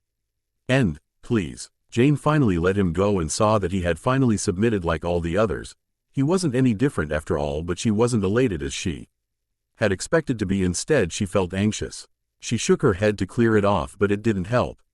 Edward finally opened his eyes and looked around, feeling all the pain leave him. He couldn't actually believe that he was here, alive still after that. He stared at his surroundings before his eyes focused on Jane, and he met her stare, wondering how he hadn't gone insane after that. She had made him scream, and she had succeeded. Anger filled him despite the pain still present in his body as he looked at Jane with eyes filled with hatred. Jane was taken aback. His eyes still held life, and he had the most outrageous look of hatred on his face as he met her eyes unwaveringly. She didn't see the haunted look her victims had when she was finished with them. Regretfully, she admitted, he was D.F.F. errant, and somehow this seemed to satisfy her. She smiled and said, "Don't dare to cross me again. I will not spare you. Blank, underscore, blank." Edward felt ashamed. He had caved in and screamed. He had given her the satisfaction of hearing him scream. Soon he was surrounded by the sense of his father and mother, and he couldn't have felt happier. He needed them now more than ever. Esme was the first to find Edward shaking and gasping on the floor, and she immediately went and hugged him close. Edward hugged her back, letting his head rest across her chest as he heard Esme's thoughts. She felt guilty for having asked Jane to come and for having left him. Carlyle came minutes later and hugged both of them, and his mind too was immersed in guilt and pain. He was pained to see his son this way. A few minutes later Edward collected himself and lifted his head to meet Esme's eyes filled with love and pain. "Promise me you will not get in her way again, Edward," she asked, her eyes and thoughts pleading. "Please, son, stay away from her." Edward nodded his head, sensing the pain he was putting his parents through, and stood taking Carlyle's hands. "I am going to have a word to Arrow about this," Carlyle said as his thoughts changed to anger. After about 15 minutes of walking, the pain completely left his body. He didn't think Arrow would take their side. He had to tell Carlyle about everything that had happened, and no sooner did he think it. Carlyle's thoughts asked him the exact same question. "What did you do for her to torture you to this extent?" Ed Ward shook his head, telling him he would convey what happened to him later when he was within the confines of his home. Blank, underscore, blank. Meanwhile Jane was speeding through Trey. as she ran and ran, not caring about where she was going. For the first time in a long time, she didn't feel happy that she had tortured a vampire. She had finally made the one vampire who had angered her from the beginning scream. What she was not used to was the sparkle of life in his eyes when she ended tormenting him. All of the people and vampires had begged death be granted while she tore to read them, and when she ended they all had a haunted look in their eyes, far away and afraid to even be near her shadow, and yet Edward had met her eyes when she ended it, and met her eyes without defiance. For a vampire who loathed being a monster and wanted to die, he had too much life in him. She had threatened him at the forest, but she doubted the weight it had. She doubted if she would be able to just end his life like the innumerable lives she had ended. Alice was speeding throat forks to get to their house. Rosalie and Alice had been in the middle of shopping when suddenly Alice had a vision which made her freak out. Rosalie kept on asking what it was, but Alice repeatedly shook her head and pulled her out of the mall and into her car in near hysterics, and this made Rosalie even more worried.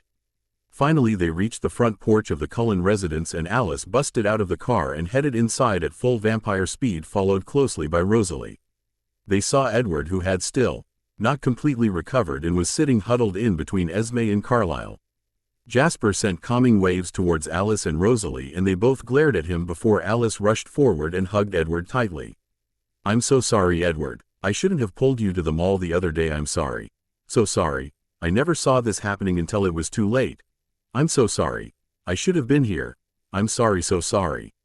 She kept on repeating sorry in her mind, and Edward shook his head and said, "It's my fault. I shouldn't have provoked her, and I shouldn't have left Esme and Carlyle." Alice released her hold on Edward, and Rosalie came forward and said, "You just can't keep yourself out of trouble, can you, Edward?" Despite himself, Edward smirked and said, "What am I to do? It's in my nature."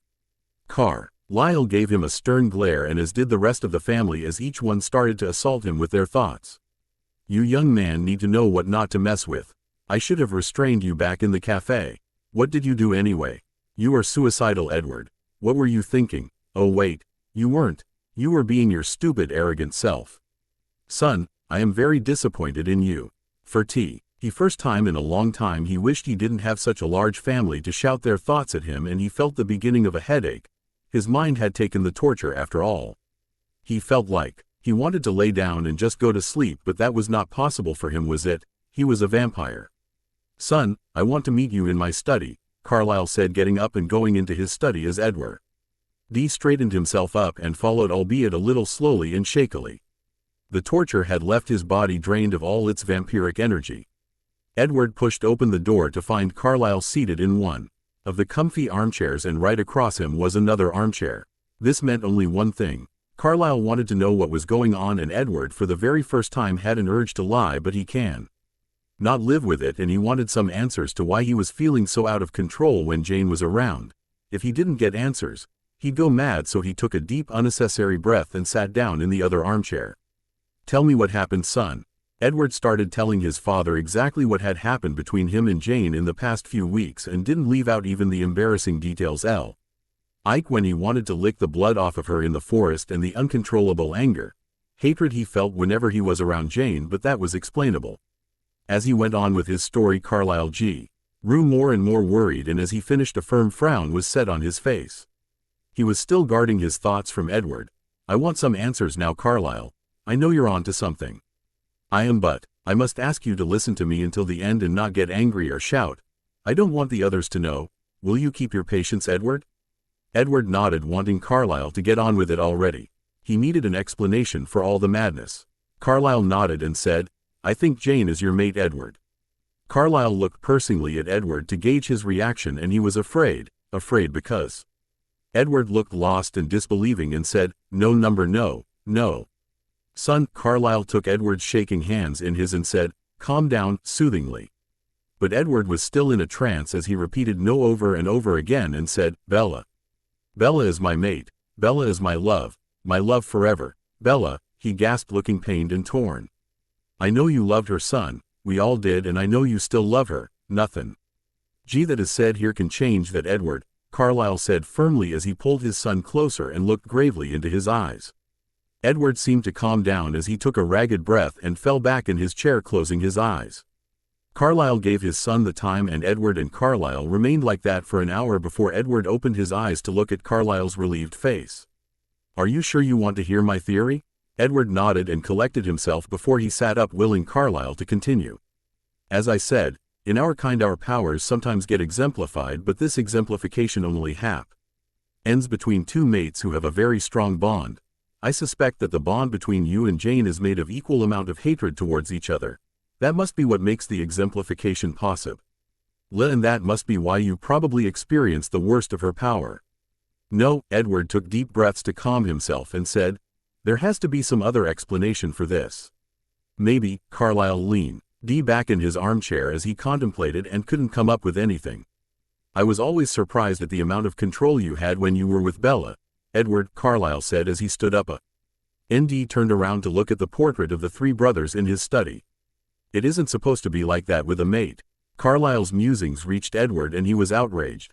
Carlyle turned to notice the furious look his son was bestowing him with, and he raised his hands and said, "I know you are in love with her, Edward, and I know love was part of the reason for your control, and I was am proud of you for the control you had for such a long time.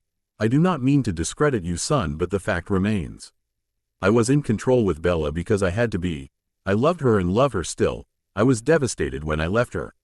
She wasn't an evil vampire I wanted to kill. She was my mate. Of course I was in control," Edward screeched, and the others in the hall just looked at each other, wondering what it was all about, but Alice knew it was time for her to intervene before things got out of hand. She stood up, asking the others to stay right there, and entered Carlyle's study. "Edward, Carlyle is right," Alice said, looking between Edward, who was furious, and Carlyle, who was desperately trying to make Edward see. "I'm having visions of you and Jane. Your visions are as warped as your mind, Alice. I don't care about what you saw.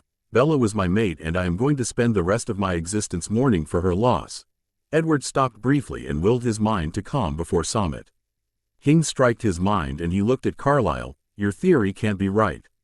Edward stood up and paced back and forth as he said, Jane doesn't feel drawn to me. She'd kill me in a heartbeat. I am not her mate," and he had a winning expression on his face which scared both Alice and Carlyle. "I have a theory for that as well, Edward." Edward's face fell before he grounded out, "Enlighten me."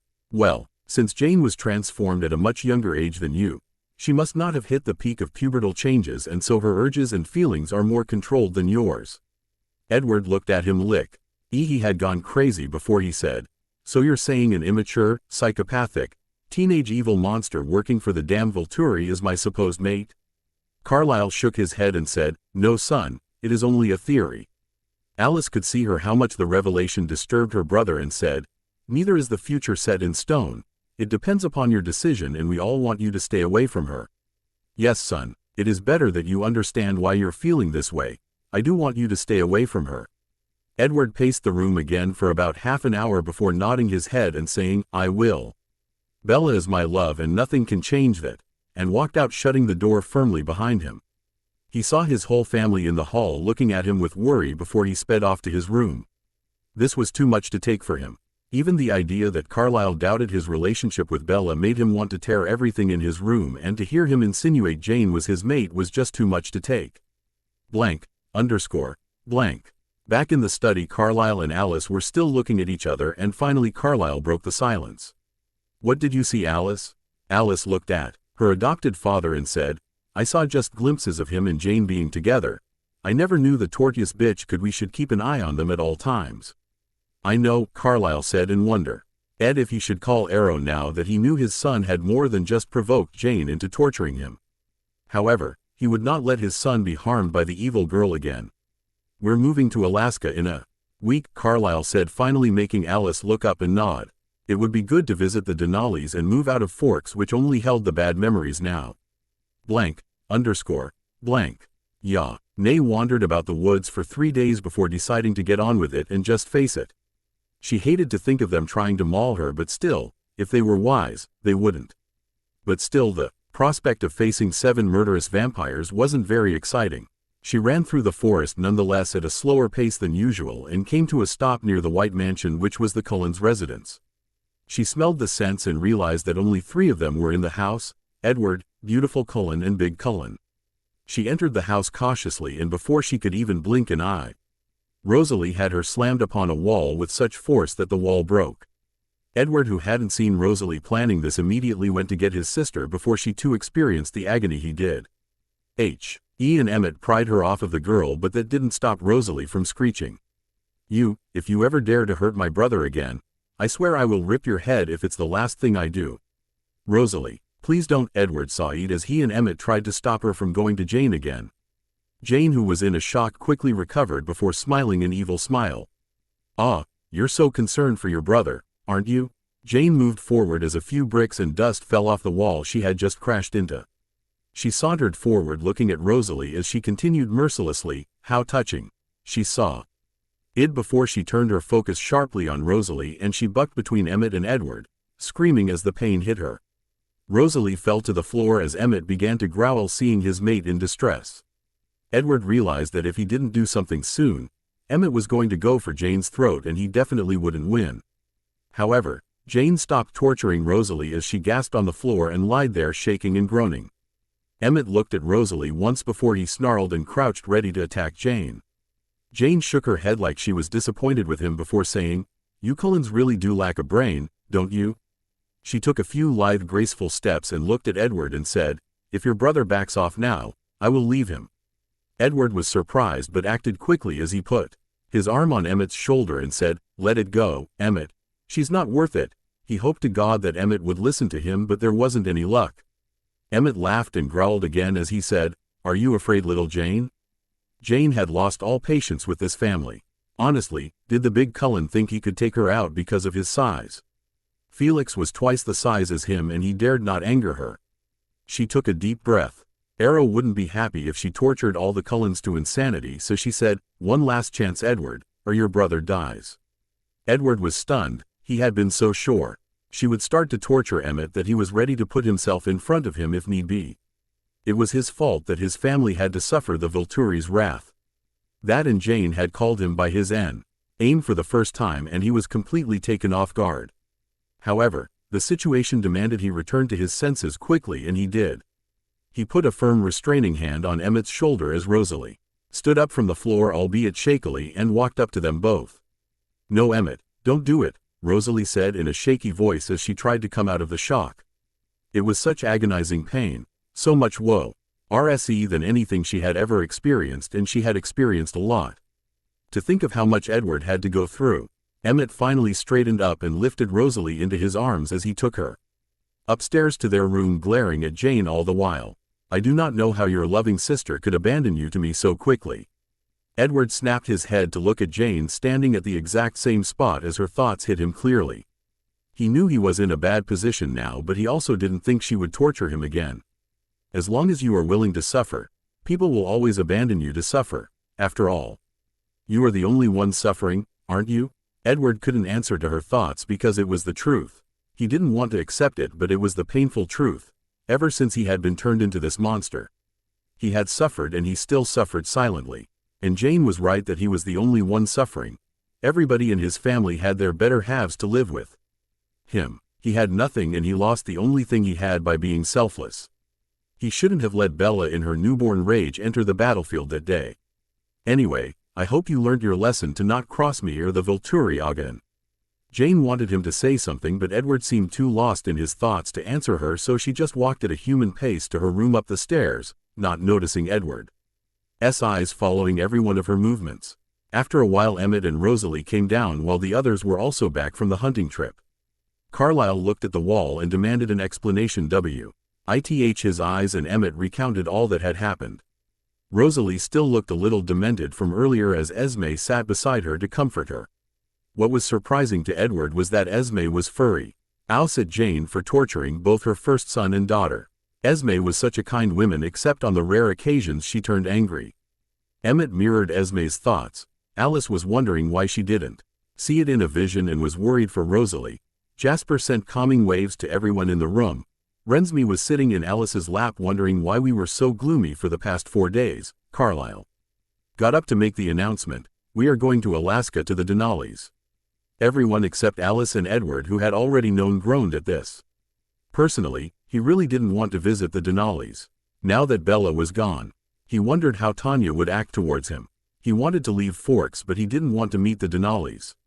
Alice, who was sitting across the room, smirked at Edward. He wondered what she was onto and probed into her mind only to hear her sing boom boom boom, and he very nearly regretted ever trying.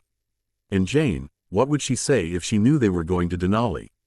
Actually, she already must know, and just as he thought this, Jane came down from the stairs and screeched, "The Denali's, what are you all thinking?" Emmett looked up at Jane and said, "Is little Janie afraid of Katie?" In a voice filled with malice and satisfaction.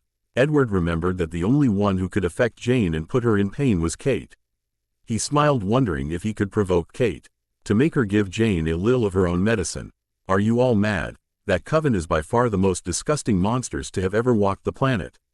Jane screeched again, and her shrill voice filled the room as everyone stared at her, seemingly wondering what she was talking about. "I thought it was just an alliance. Clearly I was wrong. Tanya. Oh, how I would like to rip her apart for the things she does, and Kate. That little piece of she was going to be a problem. God knows she wanted to torture me." So, she was afraid of Kate, but he still didn't understand what Tanya was doing. Surely it couldn't be worse than the things a Volturi member did. They hunted humans and fed on them, for God's sake. What would be worse than hunting humans? He couldn't understand. "I beg to differ," Jane Carlyle said, standing up and meeting Jane's furious glare. "I could finish them all off. Right now, Arrow. I have to tell him about their plans. Yes, that's it. I'm done with all the madness. I'm going back." She turned and made a dash for her window, and Edward followed, thinking of how much danger they would all be in if Arrow decided to kill them all. Jane was dodging through trees, making her mind blank as she ran, not caring where she was going. She knew Edward was trailing her, and she just wanted to lose him. Didn't he learn his lesson yesterday? No. Why would he? He was an arrogant, idiotic, brave, unrelenting bastard, but she wasn't going to be fooled by a 100-year-old vampire. She was far too old and experienced to know how to lose him. Alice had decided she too had to follow and ran after Edward, catching his scent in the woods and speeding up to catch him.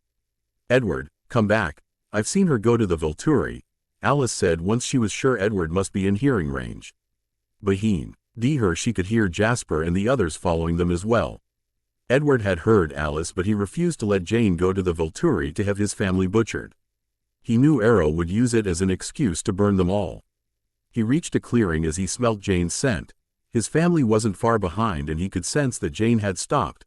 Suddenly he heard her thoughts echo in his head, "I have to. I just have to," and then he felt a sudden jolt of pain as he fell to the ground, but it wasn't intense, just enough to keep him down. Jane held her torture for a few minutes before she turned and ran. And Edward could hear her last thought in his mind, "Sorry." Arrow, Marcus and Keyes were sitting in the throne room after just having fed. They were all discussing about the two members of the Romani and Coven who had somehow defied them and escaped during the battle in Forks. Just as they were talking, Felix entered the throne room and said, "Master, Jane is here." Arrow was confused. Why would Jane willingly disobey his orders? He wasn't sure, and beside him Keyes said, "You shouldn't have sent her to them, Arrow. What were you thinking?" Arrow knew how protective Keyes was over both Alec and Jane. They were, after all, his great-great-great-grandchildren. It was how they got to know of the powers of Jane and Alec, after all. Arrow was also worried about Jane. Evan thought he hadn't been attached to them in the beginning. Jane and Alec had grown on him as well, and he had a fatherly affection towards them. He was brought out of his musings by a door opening to reveal Jane, and she sauntered forward into the throne room and looked at the three brothers. Jane was a little nervous about this meeting, and Evan thought she was sure Arrow wouldn't punish her. She felt stupid for running and coming here for some reason. However, one coven of vampires she could manage, but two, and especially Kate, she did not want to go to Denali or be with the Cullens anymore. She was going to be firm and tell Arrow exactly how she felt. Arrow and Keyes got out of their comfortable high chairs, sensing Jane's distress and staying a few feet away from her. They both knew how her temper tantrums could be and when she was distressed. It just wasn't good to provoke her, although she had never dared to torture them. "What is wrong, my child?" Arrow asked as he dared to get a little closer to her, followed by Keyes, who was visibly worried. "The Cullens decided to go to the Denali's in Alaska. I can't be with them, Arrow. They are absolutely infuriating." Jane took a deep breath and said, "They provoke me too much and I cannot go back there, Kate. You know she is out to get me." She looked up and Arrow came closer, his deep red cloak billowing around him. He took Jane's hand and saw what had happened when she was with the Cullens. He chuckled quietly as he let go, his deep crimson eyes filled with amusement as he noticed Edward in Jane's mind and almost immediately understood what it meant. However, he wasn't sure what to do now. He had never anticipated a connection between Edward and Jane. Actually, he had thought that after Bella's death, Edward would probably just end his existence. Their relationship had an astonishing intensity after all. He knew Jane didn't know of anything and didn't suspect anything now, but he couldn't let her leave alone to Denali, that much he knew. Blank. Why don't you go in and have a talk with Alec while I decide what to do? Arrow suggested as he gently led Jane out of the throne room as she nodded her head absent-mindedly. He closed the door to the throne room and saw that there were still guards present around them. He knew he had to talk to his brothers alone and said, Marcus, Keys, why don't we go to the gardens for a while? Aeus and Marcus got up and so did their guards, but Arrow said, there will be no need for guards, and this surprised his two brothers, and they knew that if Arrow wanted to talk with them alone, it must be something important. It is not like we are frail old humans needing to be taken care of all the time. Arrow continued good-naturedly as the guards relaxed and went back to talking among themselves. Arrow, Marcus and Keys, all wearing deep, crimson-red robes, walked towards the gardens swiftly and gracefully. There were 3 Victorian-style armchairs placed in the porch as they all sat down and kept silence for a while before Keys got impatient and said, well, what did you want to talk to us about? I have seen in Jane's mind that there is a connection between Edward and our dear Jane, O said quietly and calmly, observing his brothers for a reaction.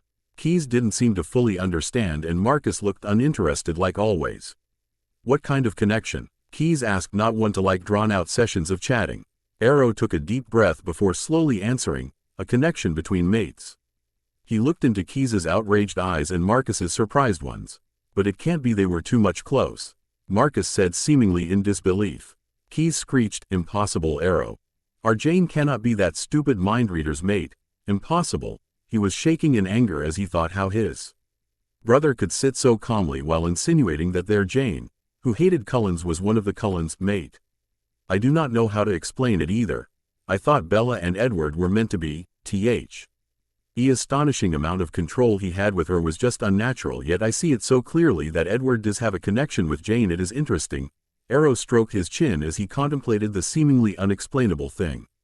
Keys burst out again, clearly agitated that his brother was so calm. That is it. Jane will not be going anywhere near the Cullens again. Arrow looked up and sighed.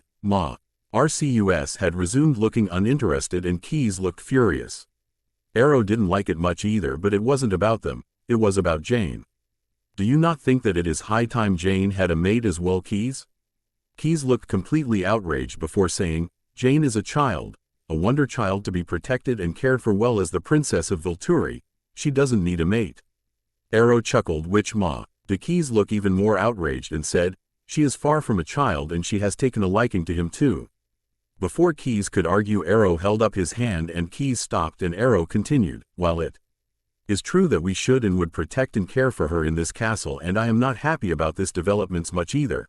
I would like you to consider Jane here. If she does like him, GHT as well, allow her the freedom. Who knows, maybe in the long run he will join us. Keys snorted at the word developments and said, the Cullens hate us, Arrow, and the mind reader especially hates us more. Even if Jane has to find a mate, she could choose someone else, and it is not like she wants to go back to them either. Why don't you just let her stay? Arrow looked anxious before moving forward, with a grave expression in his crimson eyes before imploring his brother to understand what he was saying. She has been trapped in this castle for 4 centuries. She knows no other comfort than Alec. And before he could continue, Keys smirked and said, Alec, oh, he isn't going to take this well. We aren't telling him or Jane, Arrow said firmly and continued, I am sick of not letting them to live, of planning every move of their existence, Keys. I am sending Jane back. At Keys's murderous look, Arrow again out his hands up and said, with Alec as well, he is more than capable of watching her if she is ever hurt mentally or physically. Know that I will know, brother, and I will be the first to avenge them for her pain.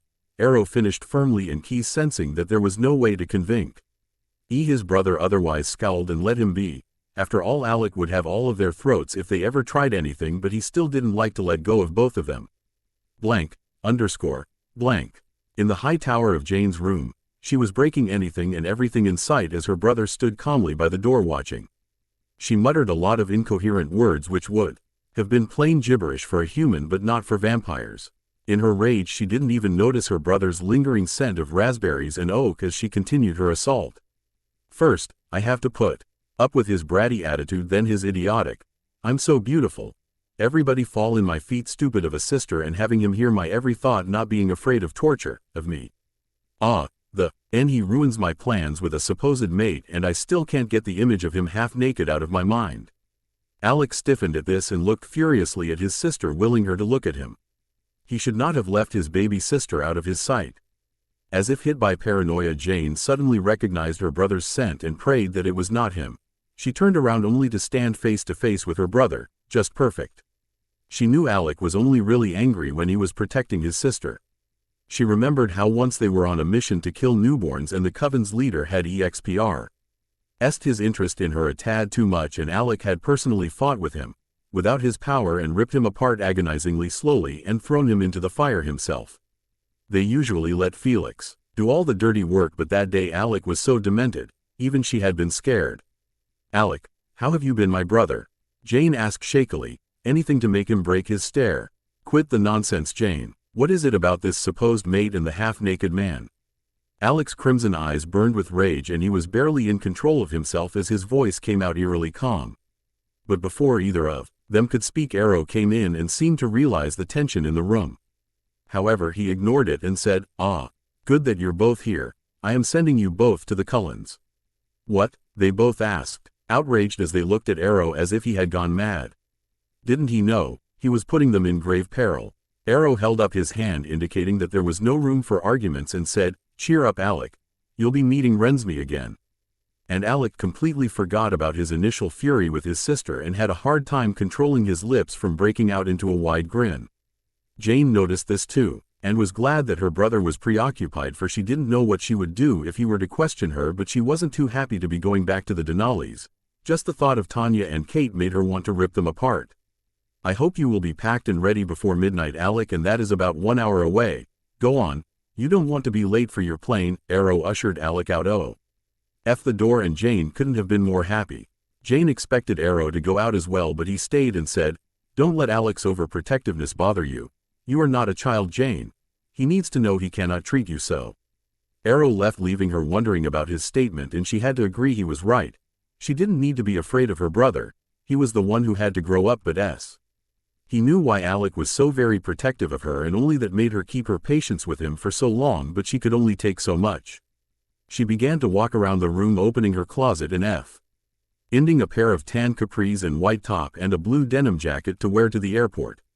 She found a pair of sneakers and put them on.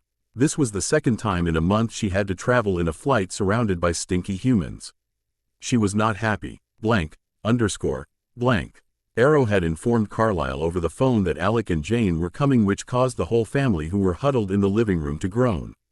The only one who seemed to be happy about Alec's arrival was Rensme, who was quite ecstatic and jumping around much like Alice when she had just finished a major shopping spree. To say Edward was disturbed was an understatement. He was glaring at his daughter, who never paid him any mind as she continued to jump on the couch. Well, it was at least better than being sentenced to death. Arrow, I'll never understand why he sends the two most powerful vampires in his guard to us. Surely it couldn't be because of Rensme. Carlisle's thoughts entered his mind. He shook his head slightly. His father was ever the curious man. That was something he and Arrow shared, curiosity. If that little shit ever tried to hurt Rosie again, I will blow her brains out. And Emmett. Of course, always trying to earn darling Rosalie's approval. Edward snorted a bit and wondered if Emmett even knew how little a chance he had against Jane. Probably not, and why was he suddenly defending Jane? No, he wasn't. It was merely a fact. Oh, how I wish my children would be left in peace. Especially Edward, I'm so worried for him. Esme, the kindest women on the planet. I wonder if they like shopping. Maybe I can have a vision, get to know them better. They're like the most formidable vampires to exist. I can't help being curious. Alice, never the one to understand the word dangerous and serious. Alec's coming, it's going to be so much fun to make him eat human food again. Ha ha ha. Edward couldn't help but laugh out aloud at his daughter's thought, and everyone turned to him. That was the first time Edward had laughed since Bella's death, and everyone looked on in wonder and curiosity. He looked up and explained what Rensme had thought, and everyone started laughing as well. Rosalie picked her up from her couch and asked, "Well, you're an evil little midget, aren't you? Tell me what else you made them do." Everyone was surprised when Rensme shook her head and glared at Edward, who was shocked to see his little girl angry at him. His little girl was never angry at him. He swallowed and looked away as Rensme patted Rosalie's cheek, asking her to take her to bed. Alec and Jane arrived at the airport in Seattle after a gruesome day around all the humans. Jane had no idea how they could get to Forks from the airport. Of course she knew TH. route, but they didn't exactly have a car, so she decided to voice her worry. "Alec, do we run from here after sunset, or did you ask Arrow for a car?" "Thinking about it, I should have asked him." "No worries, sister. I've made arrangements for a new car. It must be outside in the parking space." Alec said, a little excited about the fact that they were now alone for more than months and out of Volterra, although he did love the city. They walked out of the airport and into the parking space, where there were some teenage kids strolling around, probably drug addicts. Alec thought with disgust. They went a little further and there stood a brand new shiny metallic blue Volkswagen Jetta, and Alec went around admiring it a bit as Jane shook her head. Alec was crazy about automobiles and cameras and games so much it made her want to scream sometimes, although she did share his passion for fast driving and sports cars. Alec produced a key from his pocket and started to unlock the driver's door, and unlocked the passenger's door for Jane. He put his key into ignition and the car purred to life. Although it was not the most ostentatious car they ever had, it still had to cost a lot, Jane decided. But they did have all the money in the world. Soon, he sped off as Jane started to give directions. The one thing amazing about being a vampire, among others, was the extraordinary memory. With Alec's fast driving, they reached Forks in about an hour and a half, and all too soon, Alec pulled up near the Cullen mansion's front porch. He took a few deep breaths. He had never been into their house, and despite himself, he felt nervous. He relaxed into his seat and said, "Are you ready to leave?" "As always, brother," Jane said, looking utterly bored and annoyed. She got out of the car and Alec followed close behind Jane. She didn't need to knock, for Pixie Cullen opened the door for them. Jane ignored her baleful expression and went inside, not at all pleased that she had to return to this godforsaken place again. Alec came close behind her and Jane quietly led him to her room upstairs. Alec's bags had directly been sent to Alaska, as the Cullens were bent on moving. He had to go quickly and shop for clothes in the evening. They heard a quiet knock on the door and Esme came in, looking at both of them with apathy before saying, "We are moving tomorrow. I hope you're packed and ready before that." And she closed the door and walked away. "Pack again," Alec groaned and fell down on the bed as if he were a tired human deprived of sleep. Jane shook her head and said, "You better get something to wear, if you don't want to be stuck in my girl's clothes." Alec grimaced and the door banged open again, none too gently or quietly this time. "Are you planning to go shopping?" Alice asked with a chirp, why voice and a cheerful expression on her face. Yeah, but it's just a few items," Alec said, looking unsure at why a Cullen was willingly talking to him. "Do you want me to come?" Alice asked with a hopeful expression on her face as she danced from one foot to the other. Alec's eyes flashed to Jane for support, but she was having her back to him. Somehow the idea of going shopping with the bouncy Cullen was scary, and he so desperately wanted to get out of it. "I'll bring Rensme along," Alice said, and she knew she had won when Alec's expression changed. "Yes," he immediately said. It had a second thought, and Jane twirled around to glare at him as he shrugged. Alice clapped her hands and danced out of the room. Jane turned back around and pulled out her towel and bathing items. She so needed to get all the stinky human scents off of her. She opened her small closet door and found a short black shorts and a light gray cami. She was going to stay in her room all day anyway, so she might as well be comfortable. Alec saw the things she was pulling out, and as she turned to go away for a shower, he asked, "Aren't you going to take a dress?" Jane looked at her brother like he had gone mad, but apparently he was being serious, and Jane held out the cami and shorts and waved them a bit, saying, "What else do you think these are? You're not going to go around wearing that," Alec said, appalled. "Of course not. I am going to be in my room today, brother." "Might need to go hunting though," Jane mused. "But still, you're not going to wear nothing but that," Alec said, still looking disapprovingly at his sister.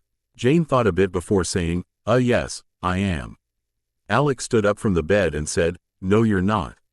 "And why not?" Jane asked. She was already in a bad mood and her idiot brother did nothing to help. It's indecent, Alex said like it was the most obvious thing in the world. For what, the Stone Age? Jane said glaring at her brother. Grow up, Alec. I'm going to wear it and nothing but it. You can get out of my room now. I think not, young lady. You are to be wearing decent clothes. I as your brother refuse to let you wear such trash, Alex said, not knowing how much big of a mistake he made. You did not call my clothes trash, Jane said, emphasizing every word as she spoke in a calm voice as she felt the anger bubble inside her. Alex, still oblivious to his sister's fury over his comment, continued saying, yes, because they are trash, and that made it for Jane. She lunged at him as they both fell out of the window. Alec, who was quite enjoying this, got up and ran into the forest. He and Jane rarely ever fighted after they were turned into vampires, but he could still remember them always bickering and fighting when they were young. You better run fast for why? Our dear life, you idiot, Jane shouted as she too ran at a full pace to catch her brother and teach him a well-earned lesson. Esme, Rosalie, Edward and Alice, who were down in their hall, and Emmett and Jasper, who were playing their video games, all laughed as they heard their conversation. Say, Edward, they seem almost normal, Emmett said, shaking his head, and as an afterthought he continued, wonder how a guy exists not knowing that comments about girls' clothing could get your head ripped off. As Jasper was being indulgent, he said, yeah, I mean, if I were to say, Alice, that the pink frilly dress she bought last summer looked hideous, she would impale me. Jasper shuddered and the entire family looked at him at once, and he turned to see Alice glaring daggers at him. He quietly got off the couch, with Alice following right after him into their room as they all heard Alice screech to Jasper about how he knew nothing about fashion. Finally, after 3 hours later, Jane and Alec quietly entered her room through the window. Their clothes were ripped and Alec had finally learned his lesson: never comment about a girl's clothing. Blank, underscore, blank. Jane wore the black short and gray cami as she sat in her room as Alec went off to shop with Pixie Cullen, and she was packing her stuff for the journey tomorrow. Alec had regretted his decision to go shopping with Alice the moment he entered the shop. She pulled almost every piece of clothing and asked him to change as well, and what was more, Rensme was going along with it. Finally, after buying about 5 bags of clothing, they got out of the store. Alice had to take Rensme back to Edward. She had not told anyone where she was going as they were all hunting, and she quietly slipped Rensme out with her to shop. Being a psychic had its advantages. Edward was back from hunting and saw the empty house and frowned. He had not been in a good mood, so he decided to come back earlier. He saw that Rensme and Alice were nowhere to be found and panicked as he searched through all the rooms, and the one room left out was the room in which Jane was, and he could tell that only she was there. Where did they go, and if they were intending to hurt Rensme, why was Jane here? He had to know, and so he opened the door and almost wished he didn't. There, standing in the side of her bed in front of her suitcase, was Jane, clad in only a very short black shorts and a leave nothing to imagination gray cami. She turned around, noticing Edward in the doorway, but his eyes were not meeting hers. They were fixed on places she'd not mentioned, and she suddenly felt that she should have just listened to Alec. Edward couldn't stop himself from staring. He couldn't tear his eyes away from her small yet beautiful figure, and he was amazed because she didn't definitely look like a child. Her legs were long and ghostly pale like all of them. Her waist was broad and curved at the right areas, and her breast was also amazingly voluptuous for a girl her age. He suddenly felt the urge to move forward and touch her as his mind started sprouting scenarios. He rarely thought himself as a pervert, but now he wasn't so sure. Jane, who was quite annoyed that he hadn't stopped staring at her yet, snapped, "What do you want, mind reader?" That seemed to break Edward's reverie, and he met her bright crimson eyes, which were narrowed down at him. He calmed himself a bit, but his mind seemed incapable of forming a coherent thought before he started. I. He stuttered as he looked away and almost immediately looked back at her. He never stuttered, not once in his life or existence. Jane had a look of annoyance on her face before guessing what he was here for, and said, "Pixie took your little daughter shopping with Alec, right, Ed?" Ward finally recovered slightly, but however what she said next made him come to his senses. "Now if you're done ogling at me, I'd ask you to get out of my room." She stopped and paused before saying, "Actually, I don't care if you're done or not, just get out of my room." "I was not ogling at you," Edward snapped, although he knew it was childish and immature. He wasn't about to accept he had indeed been staring. "Get out," Jane said in a harsh and firm voice, and Edward backed off and closed the door as he shook his head to clear it off. He stood with his back to the wall and breathed out, wondering what was wrong with him. He wasn't supposed to be like this. This was not fair to Bella. Yes, Bella is whom he should be thinking of right now, and just then Jane's thoughts entered his mind with that nagging clarity. Must have listened to Alec UGHH men these days. Complete and utter perverts. But still we were vampires. Not fickle humans. Why did he stare at me like I was his mate? Edward Inna let a sharp breath as he shook, hearing the word in her thoughts. No, she wasn't his mate, Bella was. No, Jane, don't be ridiculous. All vampires are probably like this. I mean, it's not like you know so many things about that. Anyway, I should change, just in case. Edward was despite himself a bit appalled that she had taken that so well. If it were any other girl who was in her place, standing in front of him like that, they would have probably blushed. Heck, Bella always blushed when she was human. Granted, Jane didn't have the ability to blush. All she seemed to be feeling was annoyance when he was staring at her, unable to resist the urge to grab her and feel her in his hands. And she wasn't even thinking one embarrassing thought, considering it was an embarrassing event. That as a major blow to his monumental ego, and he wondered if it was this which made him want her bad. He supposed it could be. He had girls turn into a pile of mush at the sight of him fully clothed and even doing and thinking things he'd rather not see in their minds. Bella was unreadable, so he didn't have a clue whether she was one of those girls, but she was desperate whenever they were together. Jane, though, was completely and absolutely in control when she saw him half naked, and he was sure any other girl would have fainted or at least had inappropriate thoughts about him. That is, if they weren't trying to throw themselves at him. Jane, however, told him to put his clothes on. She had stuttered yes, but she recovered very quickly, much more quickly than him. Yes, that was a very bad blow to his very tender ego. Yes, that was it. It was not any stupid connection between them. She was not his mate. He was simply having these reactions because she was able to resist him, while all the her girls he had met so far longed for him, except Esme, Rosalie and Alice, of course. Somehow, he couldn't find it in him to be happy with the revelation, and he stepped down the stairs at human pace as his mind floated to her in the outrageously appealing clothing again. For the first time, he noticed her unique scent as it hit his nostrils.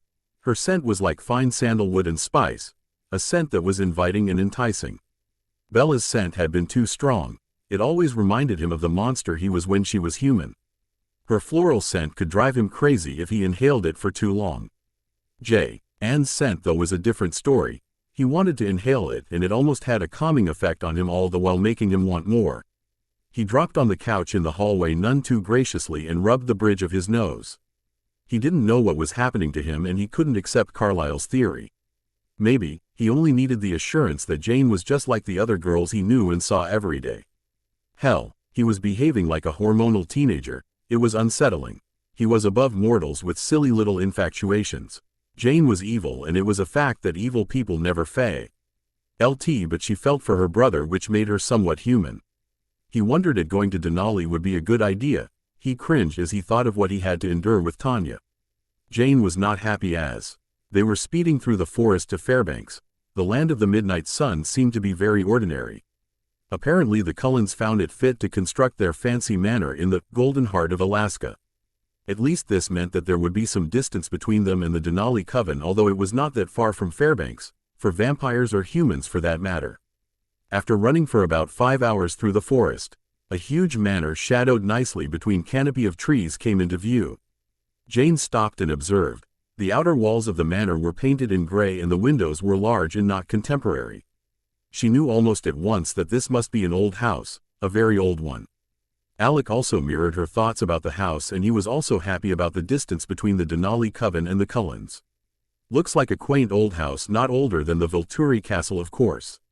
Home again. Oh God, this is so much better than Forks, Esme thought as she took a step back and observed her first home as a vampire. Edward, who was always the fast runner among them, was not so interested in going to Alaska and leaving behind the gloomy town of Forks where he had found his love. He had a hard time leaving the house to board the plane, but he had to do it for his family and his daughter. He ran along slowly and noticed that Jane was also running slowly. He understood why. She was still wary of the Denalis, and she wanted nothing more than to go to Italy. I am never leaving this manor. Not going to meet that mindless coven. It's good that this manor is huge enough to sat my boredom. Alec can watch over the little monster. Jane snorted and murmured, "Bet he likes this arrangement." They all trudged inside after stopping to take a look at the great manor. Esme opened the large ornate wooden door with a brass handle and Carlyle pushed the door open to reveal the interior of the manor. Jane and Alec had to admit that the Cullens had a very good and grand taste. The walls were painted in a light blue shade and chandeliers hung from the ceiling which was painted in a glowing white color. The hall was huge with 4 couches forming a square and at the center was a lovely glass coffee table. The floors were carpeted and there were paintings lining the walls. On the far west of the hall was a spiral staircase leading to the floors above and there were three doors on the east which probably lead to individual rooms. The hall extended into a corridor which seemed to go on forever like a dark tunnel. Jane and Alec, after observing the house, turned back to look at the other occupants. Alice immediately came forward and took Alec's hand, who raised his eyebrow in question, but Alice paid him no mind as she led him up the stairs saying, "I'll show you to your room." "Great. Now I'm left alone to brood. Can this day get any worse than this?" Edward was strolling around his house, obviously uninterested because he'd been in this house before. His room was upstairs on the 3rd floor of the manor and he wondered whether he had to shift down so that he could stay with Rensme. "Rensme's room is in the 2nd floor, Rosalie. Take her to her new room." "I'm sure she'll love it," Esme exclaimed as she had personally designed the interior of Rensme's room.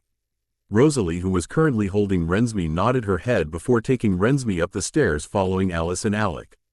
Edward wondered whether he had to change his room, but his mother clarified it by saying, "Edward, your room in on the 3rd floor, the room you used to use before." Edward nodded to his mother and made to leave when Esme spoke up again. "Jane, your room is also on the 3rd floor on the far south. I hope you find it to your convenience." Edward and Carlyle turned to Esme, wondering if they heard her right, but she continued to feign nonchalance and Edward shook his head following Jane to his room upstairs. Jane dragged her suitcase along as she climbed up the spiral staircase and came to a stop at the 3rd floor and looked at the wide hallway extending on both sides.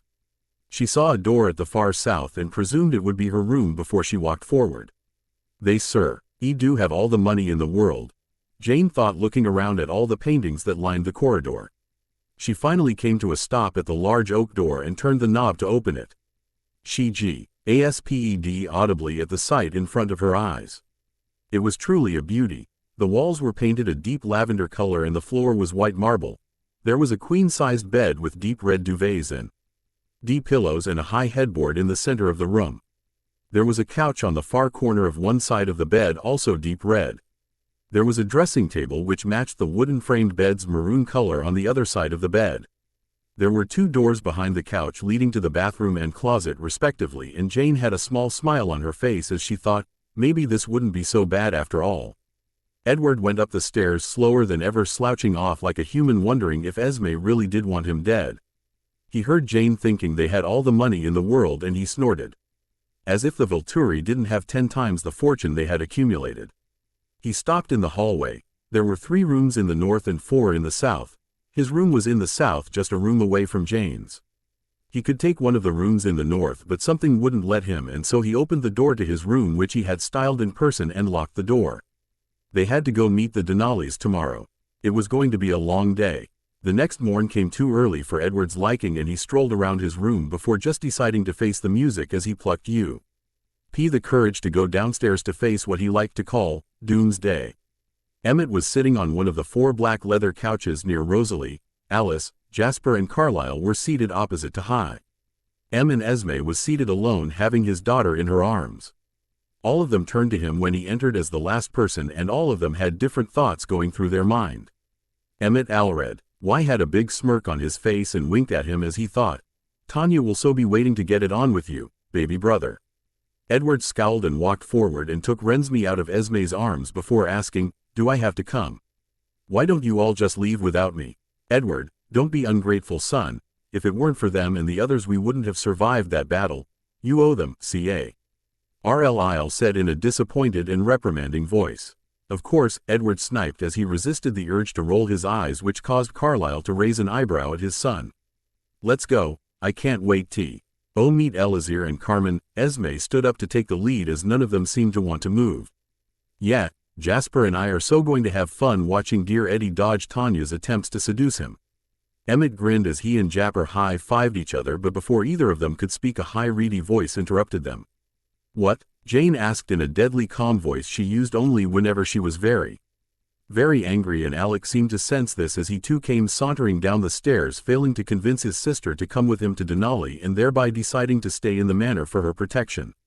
Emmett, who was oblivious to Jane's mood, just continued on saying, "Oh, nothing that would concern you, little Jane. Tanya will be vying for Edward's attention. That leaves you free to concentrate on Kate alone." A wave of possessiveness and jealousy washed over Jane as she fought to control her temper, and Jasper was immediately alarmed at the intensity of her feelings, and he put a hand on Emmett's shoulder, silently pleading him to not provoke her. Alec also sensed that his sister was angry and became anxious about what she would do. He entwined his fingers with her hand as she broke out of her trance. Jane almost wanted to shake her head the moment Alec touched her hands. She had been so infuriated for no good reason. Why would she care if Tanya was interested in the mind reader? She could have him for all she cared. However, the intense fury she felt when the big Cullen revealed Tanya's interests contradicted her statement. She calmed down a bit before saying, "Kate stands no chance against me, Cullen." Emmett and the others in the room seemed to believe that Kate was probably the reason for her fury a minute ago, but Jasper, Alec, Alice and Carlisle were not fooled. Elle looked worried as she came down the stairs and said, "Well, shall we leave then?" Alec was astounded and suspicious now. Why would his sister agree to go to the Denali's now? There was something going on here, and he definitely didn't feel good about it. Before he could say anything, Carlisle nodded and they all proceeded to walk out of the house. "What are you doing?" Alec asked, though he knew that the others could hear. He wanted Jane to answer him. However, Jane was in no mood to offer her brother an explanation as she answered his question with a question, "What am I doing?" And leaving him no room to question her further, she started to run at her full speed, following the Cullens into the dense forests. Alec shook his head and followed her. Her speed really was one of the most formidable things about her other than her notorious power. He would never be able to catch her. She was just too fast, like a flash of lightning. But he noticed that Edward was keeping up fairly with her as the both sped through in front of all of them. As time went by, it became a race between the both of them as Alec watched, running forward, a little amused that someone was keeping up with his sister after 400 years.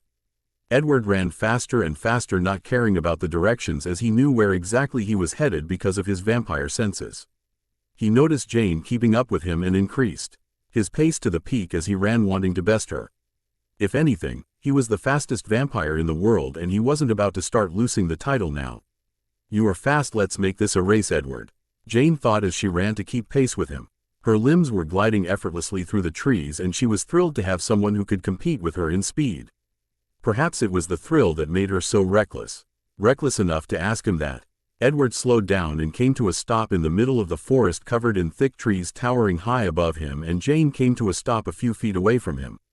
Edward knew his family was out of earshot, and he didn't know what came upon him to ask what came out of his mouth next. "What do I get if I win?" Jane's crimson eyes surveyed him before she contemplated and finally said, "You tell me." "Anything I ask," Edward sighed without missing a beat as he wondered what had possessed him to be talking to Jane Volterra of all people like this. Jane shook her head before saying, "Just one thing, and it applies if I win as well." "Fine." Edward nodded and motioned with his hands for her to come forward so that they could begin the race at the same time and at the same spot. Edward crouched down and Jane did the same. There was a fallen tree just a few feet away from both of them, and Edward and Jane turned to look at each other. Golden yellow, almost hazel eyes staring at bright crimson. For a moment they almost forgot what they were doing before Jane's thoughts hit Edward. 1. And he and Jane turned forward as he waited for her to finish her mental counting. 2, 3. Both Jane and Edward sprang off from their defensive position and into the forest, whirring through the forests as both of them hungered to win this race. Edward was lacing through the forest a little behind Jane, who was going at an amazingly blinding speed, and Edward picked up his speed as he was in the front again, speeding through the forests. As Jane tried to overthrow him again and again just when he would take a large leap and pace forward. Jane's body was light and less heavy, which gave her a lot of speed, but Edward's height was definitely an advantage. They raced on for hours, not tearing their eyes of the other's form, constantly trying to best the other. Finally, as the Denali's home came into view, Edward slowed his pace purposefully as Jane rushed forward, intent on completing it first and elated that he seemed to fall back. He allowed her to move forward as he heard her think, the first one to reach the ice winds. That was going to be very easy for him, Edward thought as he smirked and crouched low again, almost angling his whole body into himself before he sprang forward, putting Jane behind him again and in another 2 leap. As he had covered the entire forestry and landed on the plain smooth ice, he closed his eyes as the sun's bright light hit his face and he sparkled. Thankfully the Denalis lived in a remote area where humans were scarce. He smiled as he realized that he had won the race, and soon he heard her landing a few feet away from him, and his smile widened as he stood up and turned around to be met with a stunning sight he would forever remember. The sunlight reflected over Jane's skin, which sparkled like 1,000 diamond shards covered her body, and her red eyes were luminescent and glowed with a fire. He stood breathless for a moment before Jane decided to break the silence once again. "Well, tell me then, what do you want of me, Edward?" Jane was actually quite pleased that Edward won. Why she was pleased she didn't know. Wouldn't throwing a fit be fitting of her, but she couldn't bring herself to quell the feeling of satisfaction she felt. She was anticipating what he would ask of her. Edward walked towards her and collected himself pretty quickly this time. His smirk didn't leave his face, and Jane's lips were hardened into a tight line as she stood rooted to her spot. Edward stopped right in front of her as he looked down at her, and Jane noticed how tall he was for the first time. He was well over 6 feet while she was probably only 5 feet 6, and she had to crane her neck to look at him, and she raised her eyebrow at him, daring him to ask her what he wanted. Edward chuckled quietly before moving close to her ears and saying, "I think I will save my wish for later." It was Jane's turn to be stunned as his cool breath and deep velvet voice tinkled her ears, but just before she could even comprehend what had happened, Edward moved away and ran back into the forest, leaving a stunned Jane Volterra behind. Jane realized she was standing alone in the enemy territory when she saw that the Denali coven were just yards away. She began to panic, thinking of fighting strategies, but before she could crouch in a defensive position, Alec landed gracefully a few feet away from her. He stood and surveyed the Denalis with cold and calculating eyes. Jane released an unnecessary breath, and the other Cullens landed on the ice just as gracefully. Esme was the first to rush forward to the Denalis, as they seemed to do so as well. Carmen and Esme hugged each other and kissed each other's cheeks. Ey soon began talking about Rensme, and Carmen expressed how happy she was to see Rensme growing up with them. Carlyle stepped forward, and Elazir and him shook hands and exchanged pleasantries. Edward held Rensme while she tried to break free, but his grip was hard and restraining on her. He didn't want his daughter around the Denalis until he was absolutely sure they wouldn't go for her blood. He glared down at Rensme, who quieted down a bit. Alice and Rosalie joined Carmen and Jasper. Edward, Rensme and Carlyle walked with Elazir as he began to walk towards their quaint home. Jan, and Alec followed, not quite sure of themselves. They have never been out of the Volturi castle unless it was for terminating someone, and now that they were here, they always had a paranoia. "Say, Elazir, where is Tanya?" Emmett asked, grinning as he thought, "I can't wait for her to try something on Edward." Edward scowled at his brother, and finally Rensme broke free from his arms and slid down onto the ice. She ran forward towards the girls, obviously not liking their conversation. Rosalie picked her up off the ice before leading her inside their home. Edward nearly wanted to turn around and run to his manor.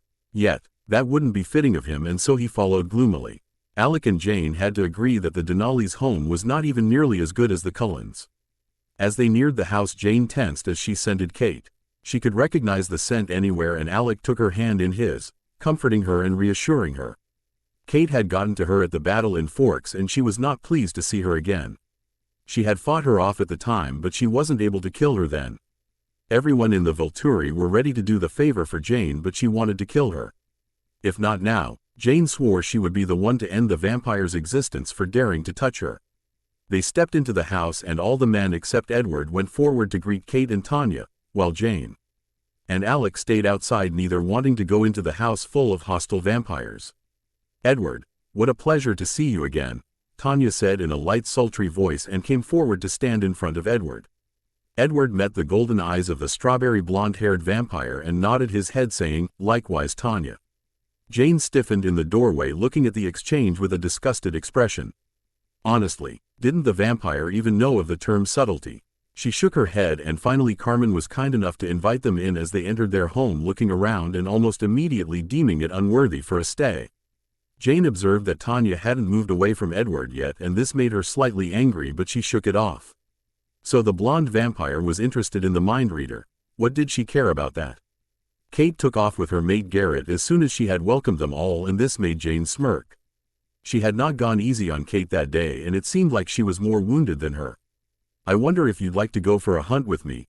It's been a long while since you've been here," Tanya asked once again, and this got Jane's attention as she resisted the urge to glare at the vampire. Jasper and Emmett chuckled, and Carmen and the girls were already out doing something, and Carlisle and Elazir were talking, pretending not to have listened, and Alec was complete. Lee entranced, holding Rensme as she asked him to take her outside. Jane and Edward were the only ones feeling uncomfortable about the whole situation. Jane repeated an Italian mantra in her head to calm herself, "Non mi interessa. Non mi interessa. Non mi interessa," meaning, "I don't care." Edward directed his eyes to Jane, obviously understanding what she was chanting, and smiled, which happened to be the wrong response, as Tanya considered it as an invitation and hooked her hands in his. Edward turned his questioning gaze in her, but she decided to play dumb and said, "I'll lead you to the forest. There are a lot of wild moose." Edward listened to Jane's thoughts again and smiled a fake smile at Tanya. He didn't know why he was doing this, but somehow he wanted Jane to break and express her fury. He wanted her to feel just as out of control as he had been at the cafe. Of course, he purred, and Jane snapped her head up to glare at him as she kept on repeating the phrase fiercely in her mind, "J." Asper noticed the tension in the room and decided to ruin Edward's fun. He said, "Shall we accompany you? I feel thirsty as well." Edward would have sighed in any other situation, almost hugging his brat for saving him, but he was not pleased now. Then again, he didn't want Tanya to get the wrong idea, but the single thought that he could make Jane feel like he had was almost too much to give up on. It was almost like defeating her in a way that made it too alluring. He hated her so much. Her indifference to his existence was insulting, and he wanted to prove that he could affect her.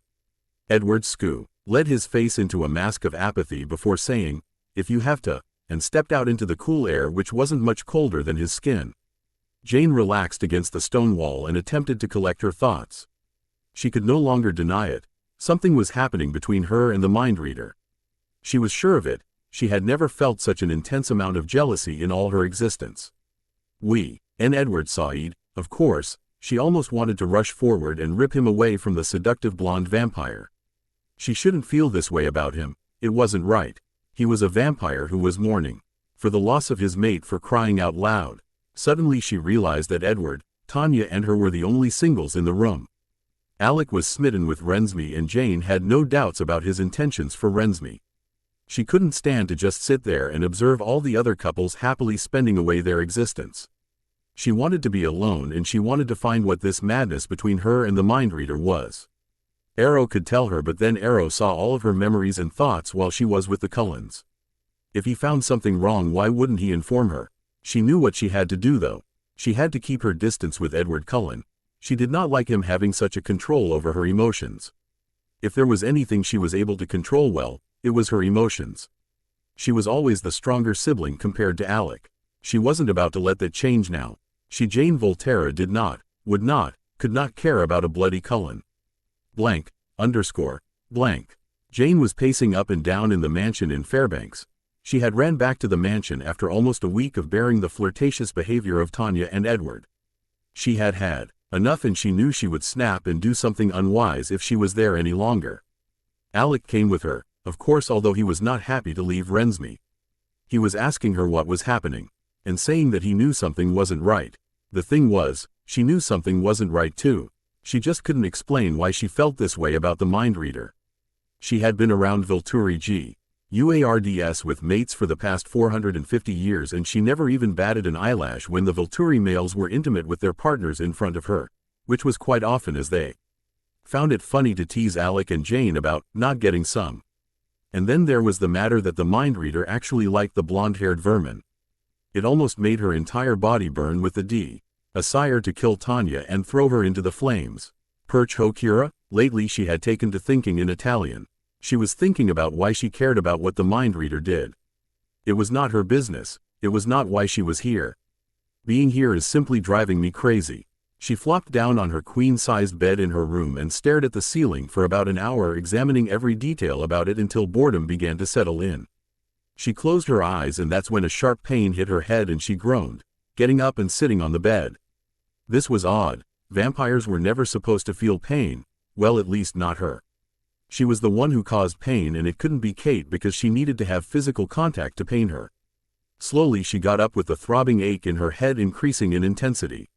She opened the door and walked unsteadily down the stairs and into the hall. Nobody was there. Alec had gone out for hunting and she was the only one in the house. She took 2 steps forward before suddenly she fell to the ground screaming in pain. Pain, like none other, penetrated her body everywhere as she screamed, and almost immediately she knew what was happening. She felt this pain only once in her existence, and she would never forget that time, but how it was possible she didn't understand. Alec had killed him, ripped him apart with his hands and thrown him into the fire. She had seen it, and yet here she was on the floor writhing in pain. Finally the pain seemed to recede and she heard a high-pitched baritone voice say, "Pleasure to meet you again, dear Jane." She looked up, eyes wide with disbelief, at the vampire in front of her, staring at her with bright crimson eyes. The figure standing in front of her was tall and regal looking in the cloak, his auburn hair reaching his eyebrows. She was only able to utter one word in her current state of bewilderment and shock: "Stefanovich." "Ah, I see you still remember me," the baritone voice chanted as the figure circled around Jane, looking down at her with his malicious eyes. "Of course, how could you forget?" He continued to circle Jane, his deep blue cloak swirling around him. Suddenly, he bent down upon Jane's form on the floor and said, "After all, I could never forget you." He traced Jane's cheek with his index finger as she looked at him, still unable to believe in the vampire's existence. "Forgive me for doing this, dear Jane, but I have no choice," he said as another bout of pain shook her body and she screamed out aloud, writhing underneath him.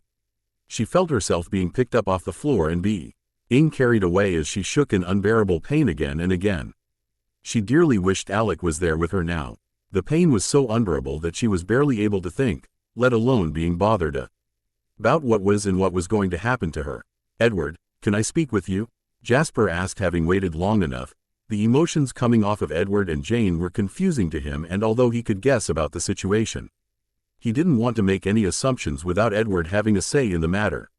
Edward looked up from the book he had been reading and met Jasper's eyes. He had a sinking feeling that the conversation with Jasper would not be pleasant, and he probed Jasper's mind to see what he wanted to talk about, but Jasper was reciting the German national anthem in his head. Edward sighed and stood up, intent on getting this over and done with. They both walked side by side, neither daring to break the silence that engulfed them, and after he was sure they were out of earshot, Jasper turned around to face Edward. Edward stopped staring at Jasper as well as they both stood like that for about an hour before Jasper decided to break the ice. "You want Jane?" And it was a statement and not a question. Edward thought for about a moment and said, "Yes, I do." And Jasper, who wasn't prepared to hear the truth from Edward, faltered as his mouth dropped a bit in shock of what the other had admitted. Edward sighed, running his hands through his hair. "I cannot fool you like the others, Jasper. You feel what I feel." Jasper shook his head a little before replying, "Still, I thought you'd lie through your teeth for hours before you admitted it." "Well, I knew that would be useless." Edward moved to sit on a rock covered barely in ice. He ran his hands through his hair again in agitation. Lately, he'd been feeling a lot more agitated than he ever was, and it was frustrating him. All these urges he had when Jane was around.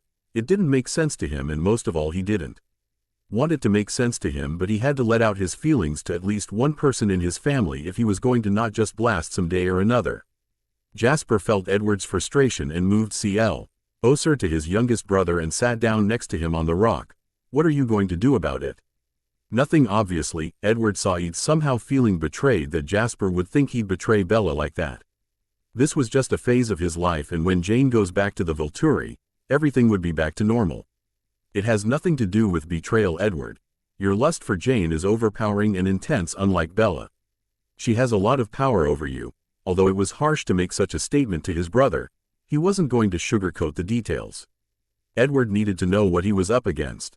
"I can resist. I've resisted my singer's blood." Edward saw it, although he sounded unsure about his reasoning. Jasper laughed a bit at Edward's comparison. He clearly didn't know much about the vampire world. "Bloodlust is different from the need to mate, Edward. You underestimate the force of lust." Edward didn't know what to say to that, so he just kept silent and stared at the black night, wondering about Jasper's conviction. Would he really crack someday, and mostly would he regret it if he cracked? Why did it have to be Jane? Why did she evoke such desires in him? Blank. Alec drained the second wild moose in the Alaskan forests before deciding that he had fed enough for the time and decided to lay back on the grounds covered in snow. People WOULD probably freeze in this temperature, but he wasn't a human. He was a monster, a predator who lived by taking others' lives and blood. He had killed innumerable people in his lifetime or existence, and he hadn't felt remorse after a while. After a while it all became instincts, survival instincts. He had cared for none except his sister for almost 4 centuries, but now that had changed. He loved Rensme. There was no doubt in his mind about how he felt for her. He had just made his life all the more complicated now, but he wouldn't change it if he had the choice. Jane would probably be agreeable, despite popular belief. His sister cared for his happiness and she wouldn't stand in the way between him and Rensme. The Cullens were going to be a problem though, especially Edward, since he aimed to hate the mere presence of him with Rensme. And Jane, he despised Jane. He could see it in the telepath's eyes, and although he knew it was to be expected, he still couldn't shake off the feeling that something was going on between the two. He got up and ran towards the Fairbanks mansion. He landed in the front doors of the quaint house and opened the doors.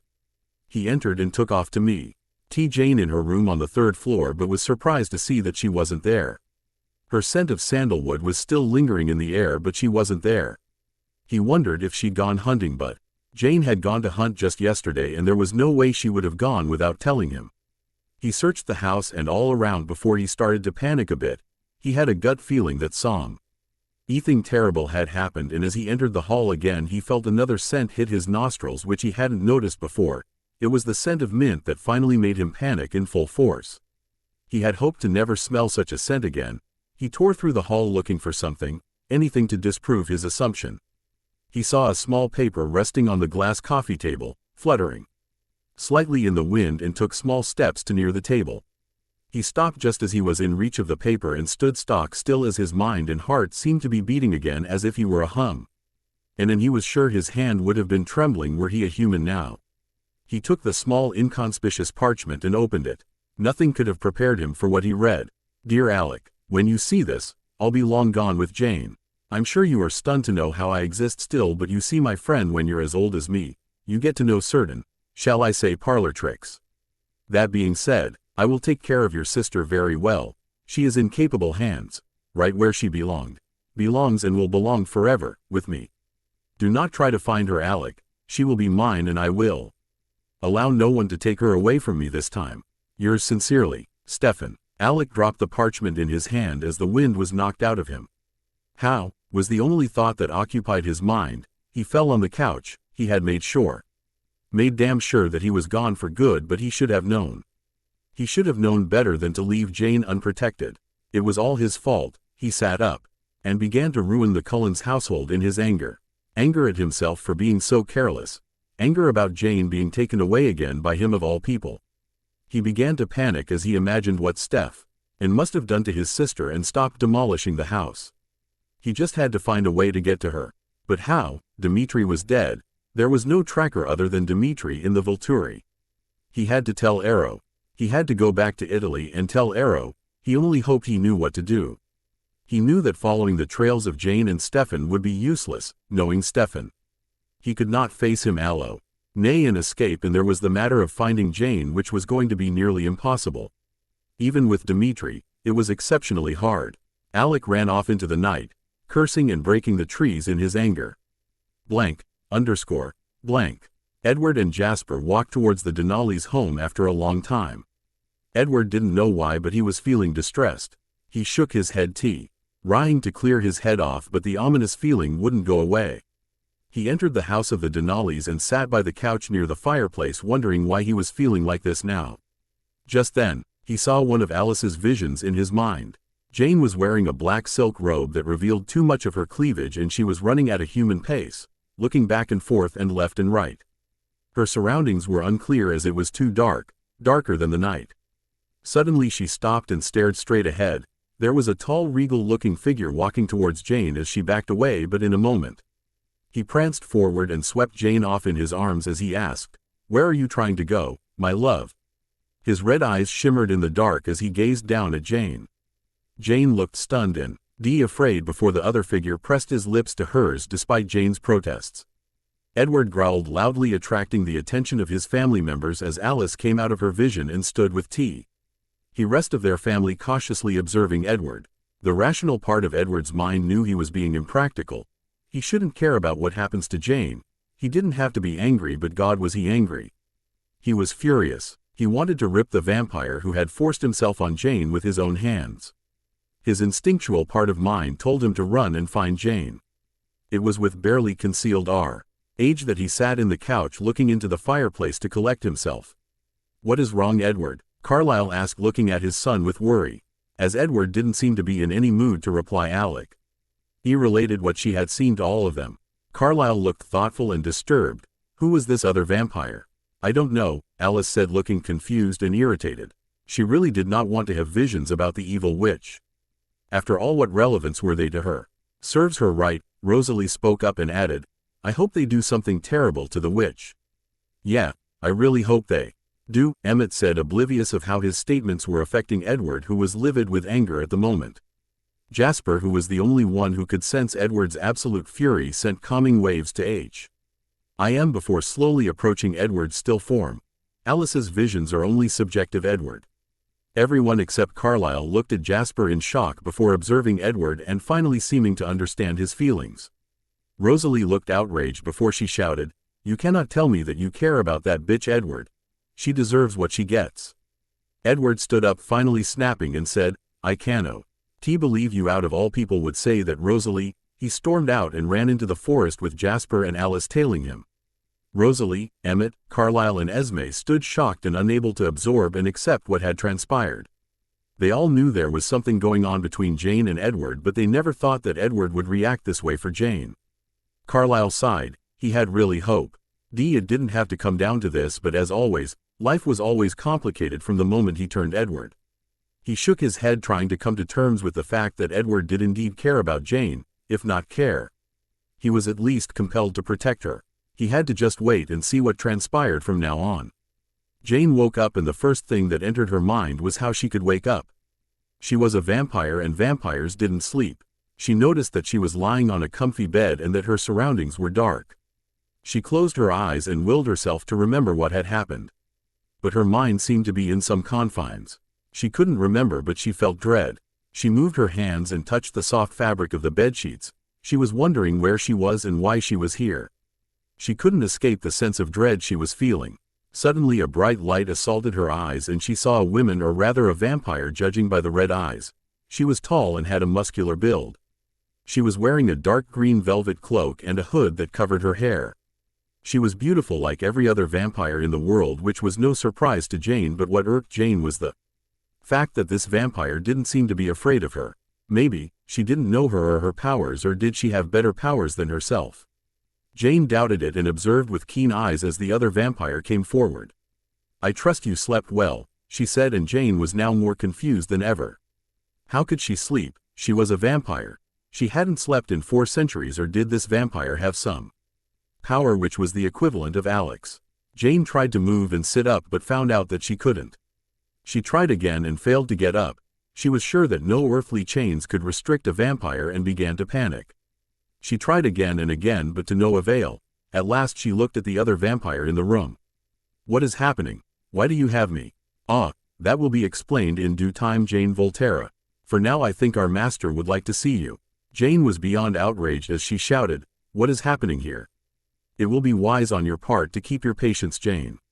Jane was furious and focused her eyes on the other vampire, fully intending to torture her to the brink of insanity. She fell to the ground, writhing and screaming in agony. Just then the door opened to reveal another cloaked figure. He was also tall, muscular, and had red eyes, and Jane was distracted for a moment before she used her power on him, as well as he fell forward and screamed.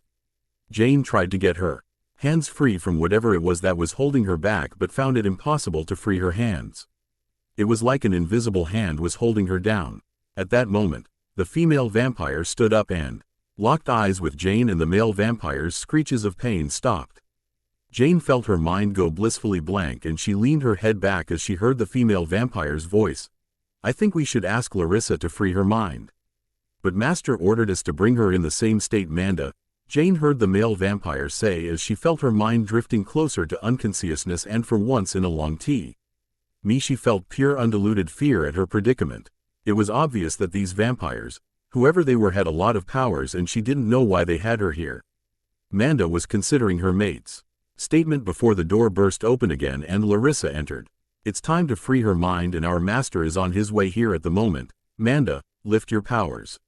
Manda did as she was told and saw Jane opening her eyes again and felt weary. She had heard about the witch twins' power, but she didn't expect that the pain could be so agonizing. Larissa focused her eyes on Jane as well, intending to finish the job her master had given her. Jane slowly felt her mind and body return to a state of consciousness before she felt some barrier in her mind break, and images of what had transpired in Fairbanks came to her with startling clarity. Her breaths became erratic and she tried in vain to get up and flee again, and the ominous baritone voice interrupted her struggles as her breath caught in her throat.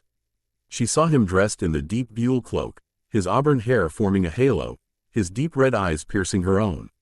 "Ah, you're awake, Jane." She turned her eyes to meet the pair of crimson eyes staring at her, and at that moment she knew her struggles would be hopeless. She felt dread take hold of her mind and heart as her captor sauntered forward.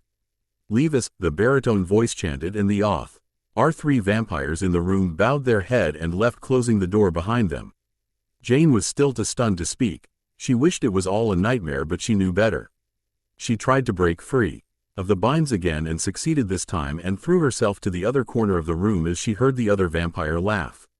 She was scanning the room with her eyes to make a quick escape, but there were no windows, no light except from the room itself, and it had no view of the world around it. She was truly trapped. "You look tantalizingly beautiful, dear Jane." And for the first time Jane took notice of what she was wearing. It was a red strapless dress that hugged her curves a little too tightly. It came up before her knees at the front, exposing her long and pale legs. Dress on profile. She understood the implications of why she was dressed in such a fashion.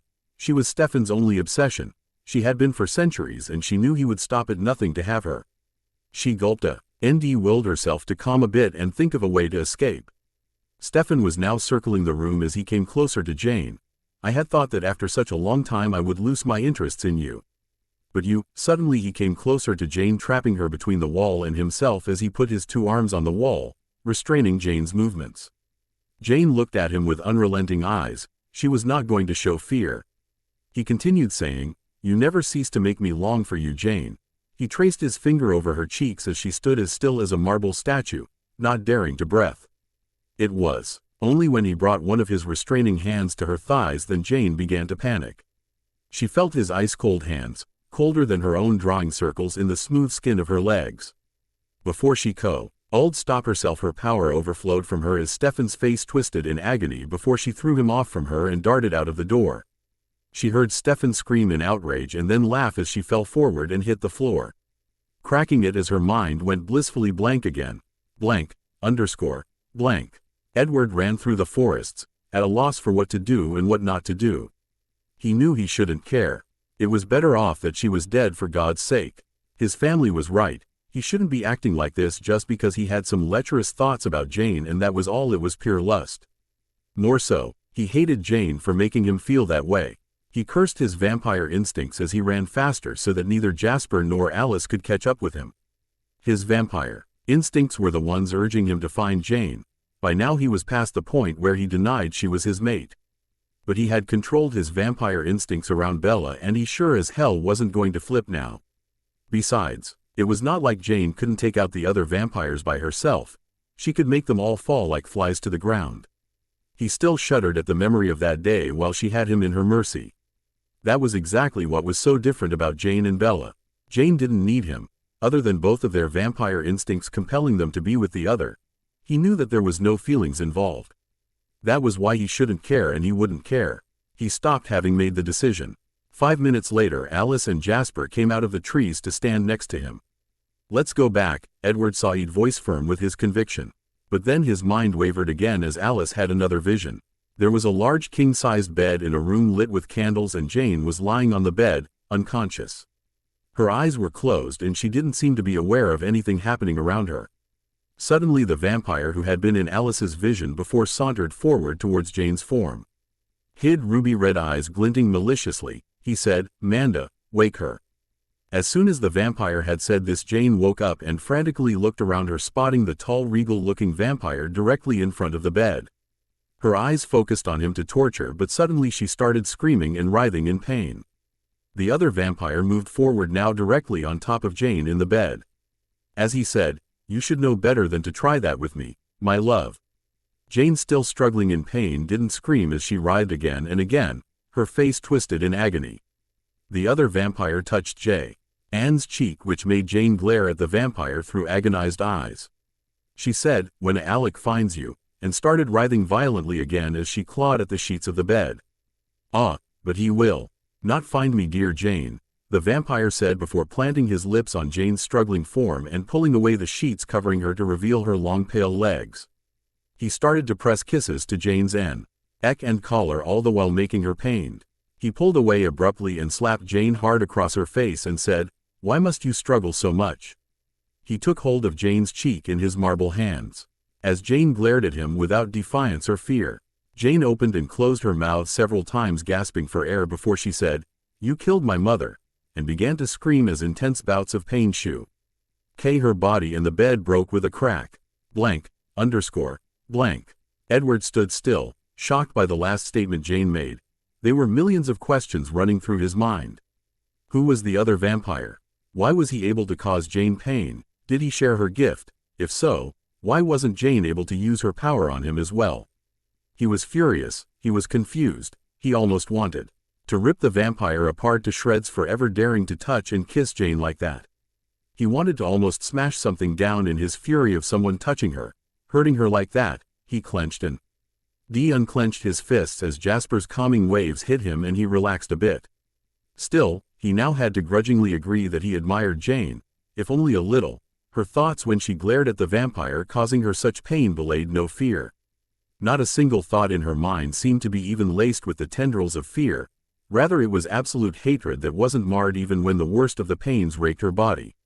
"Maybe we should help her," Alice ventured. Having seen it for herself, she couldn't allow anyone to suffer like that when she could do something about it, even if it was Jane of the Volturi. "We can't, Alice. We don't know where she is. Besides, the Volturi will find her anyway," Edward sighed after an hour contemplating things. He wasn't going to put his family in danger again, especially not for someone like Jane, although he now had to question why Jane was who she was. "You killed my mother," that sentence seemed to repeat itself in his mind over and over again. He had always thought that Jane was born evil, but now he had a reason to doubt it. Jane was pacing up and down in the vast ancient room, thinking of a way to escape out of the sticky situation she had gotten herself into. She couldn't believe all those vampires had powers. At least now she knew what she was up against. She could only guess how many other vampires Stefan must have enrolled into his coven over the years. She really hoped Alec would find a way to rescue her. She didn't know why she was left to roam around unprotected. It didn't make sense for them to leave her like this. She thought about it suddenly she realized that she wasn't free. She was being fed illusions by someone, or rather some vampire. She looked around at her surroundings. To test her theory, she went to the window through which the sunlight filtered through and stretched her hand. It didn't sparkle. Someone was creating illusions in her mind, and therefore it was only her mind that was in this place. Whatever said place was, she truly felt alone and scared. What were these vampires capable of doing? She understood Stefan's obsession with her to be his mate, but she couldn't accept that that was the only intent for him kidnapping her. Was he intending to overthrow the Volturi? Was he using her as a bait? It must have been it, and suddenly she didn't want Alec to come for her. Her brother would be too overridden with anger to look logically at what he was facing. She sighed and wondered where in the world she could be. She was still dressed in the revealing dress that exposed her pale legs off. She stared at herself and wondered why Stefan was so obsessed with her even after such a long time. There were a lot of vampires who were far more beautiful than her, the blonde Cullen for example, and then she stopped. Ed breathing and wondered what the Cullens would be thinking of her mysterious disappearance. Probably relieved, she snorted. However, she knew why Stefan was so obsessed with her. Their history ran deep, and it was nothing she wanted to remember about. She stretched her illusional legs and leaned back against the wall and closed her eyes as an image of bronze hair and deep golden eyes appeared at the forefront of her mind. She wondered to whom the hair and eyes belonged as her mind conjured another image of the face of Edward before she opened her eyes, blinking furiously. Why was she imagining about him of all people? Blank. Blank. Arrow was in a towering temper. He couldn't believe that the ancient vampire was still alive. He had been naive to believe he would be so easy to kill. Keyes had already reprimanded him for sending Jane away. He was blaming him for all that was happening, and Arrow had to force Alec to use his power on Keyes, for if he didn't, Arrow would have personally killed Keyes in his fury. Marcus was as always acting indifferent, and for the first time in eons he felt the need to punch his brother and elicit some feeling out of him. He knew it wouldn't be easy to find Jane. Everyone in the castle was apprehensive of the return of the ancient. He sighed. He had to ask them for help. There was no other way, and she would be the only one who could help them find Jane. And he decided it was about time he told about Jane and Edward to Alec as well. He would not be pleased with the idea of the Cullens helping. He barked, "Felix, call Alec now." And Felix scampered away to the private rooms to fetch Alec. "Arrow, you wanted to see me." Alec came without delay, worry apparent on his features. It had been a week since Jane had been kidnapped, and he grew anxious by the day. He wanted to get out and just search for her, but knew all his attempts would be futile. "Yes, Alec. I think we need to ask the Cullens to help us find Jane," Aor said. In a firm voice that left no room for argument. Alec looked apprehensive before nodding and said, "All right," although he didn't exactly like the idea, but he knew the seer could be extraordinarily helpful to their plight. Arrow then waved a hand dismissing Alec. He had intended to tell Alec about Edward, but he knew now was not the time. Besides, Alec was close to figuring it out by himself anyway. He now had a call to make.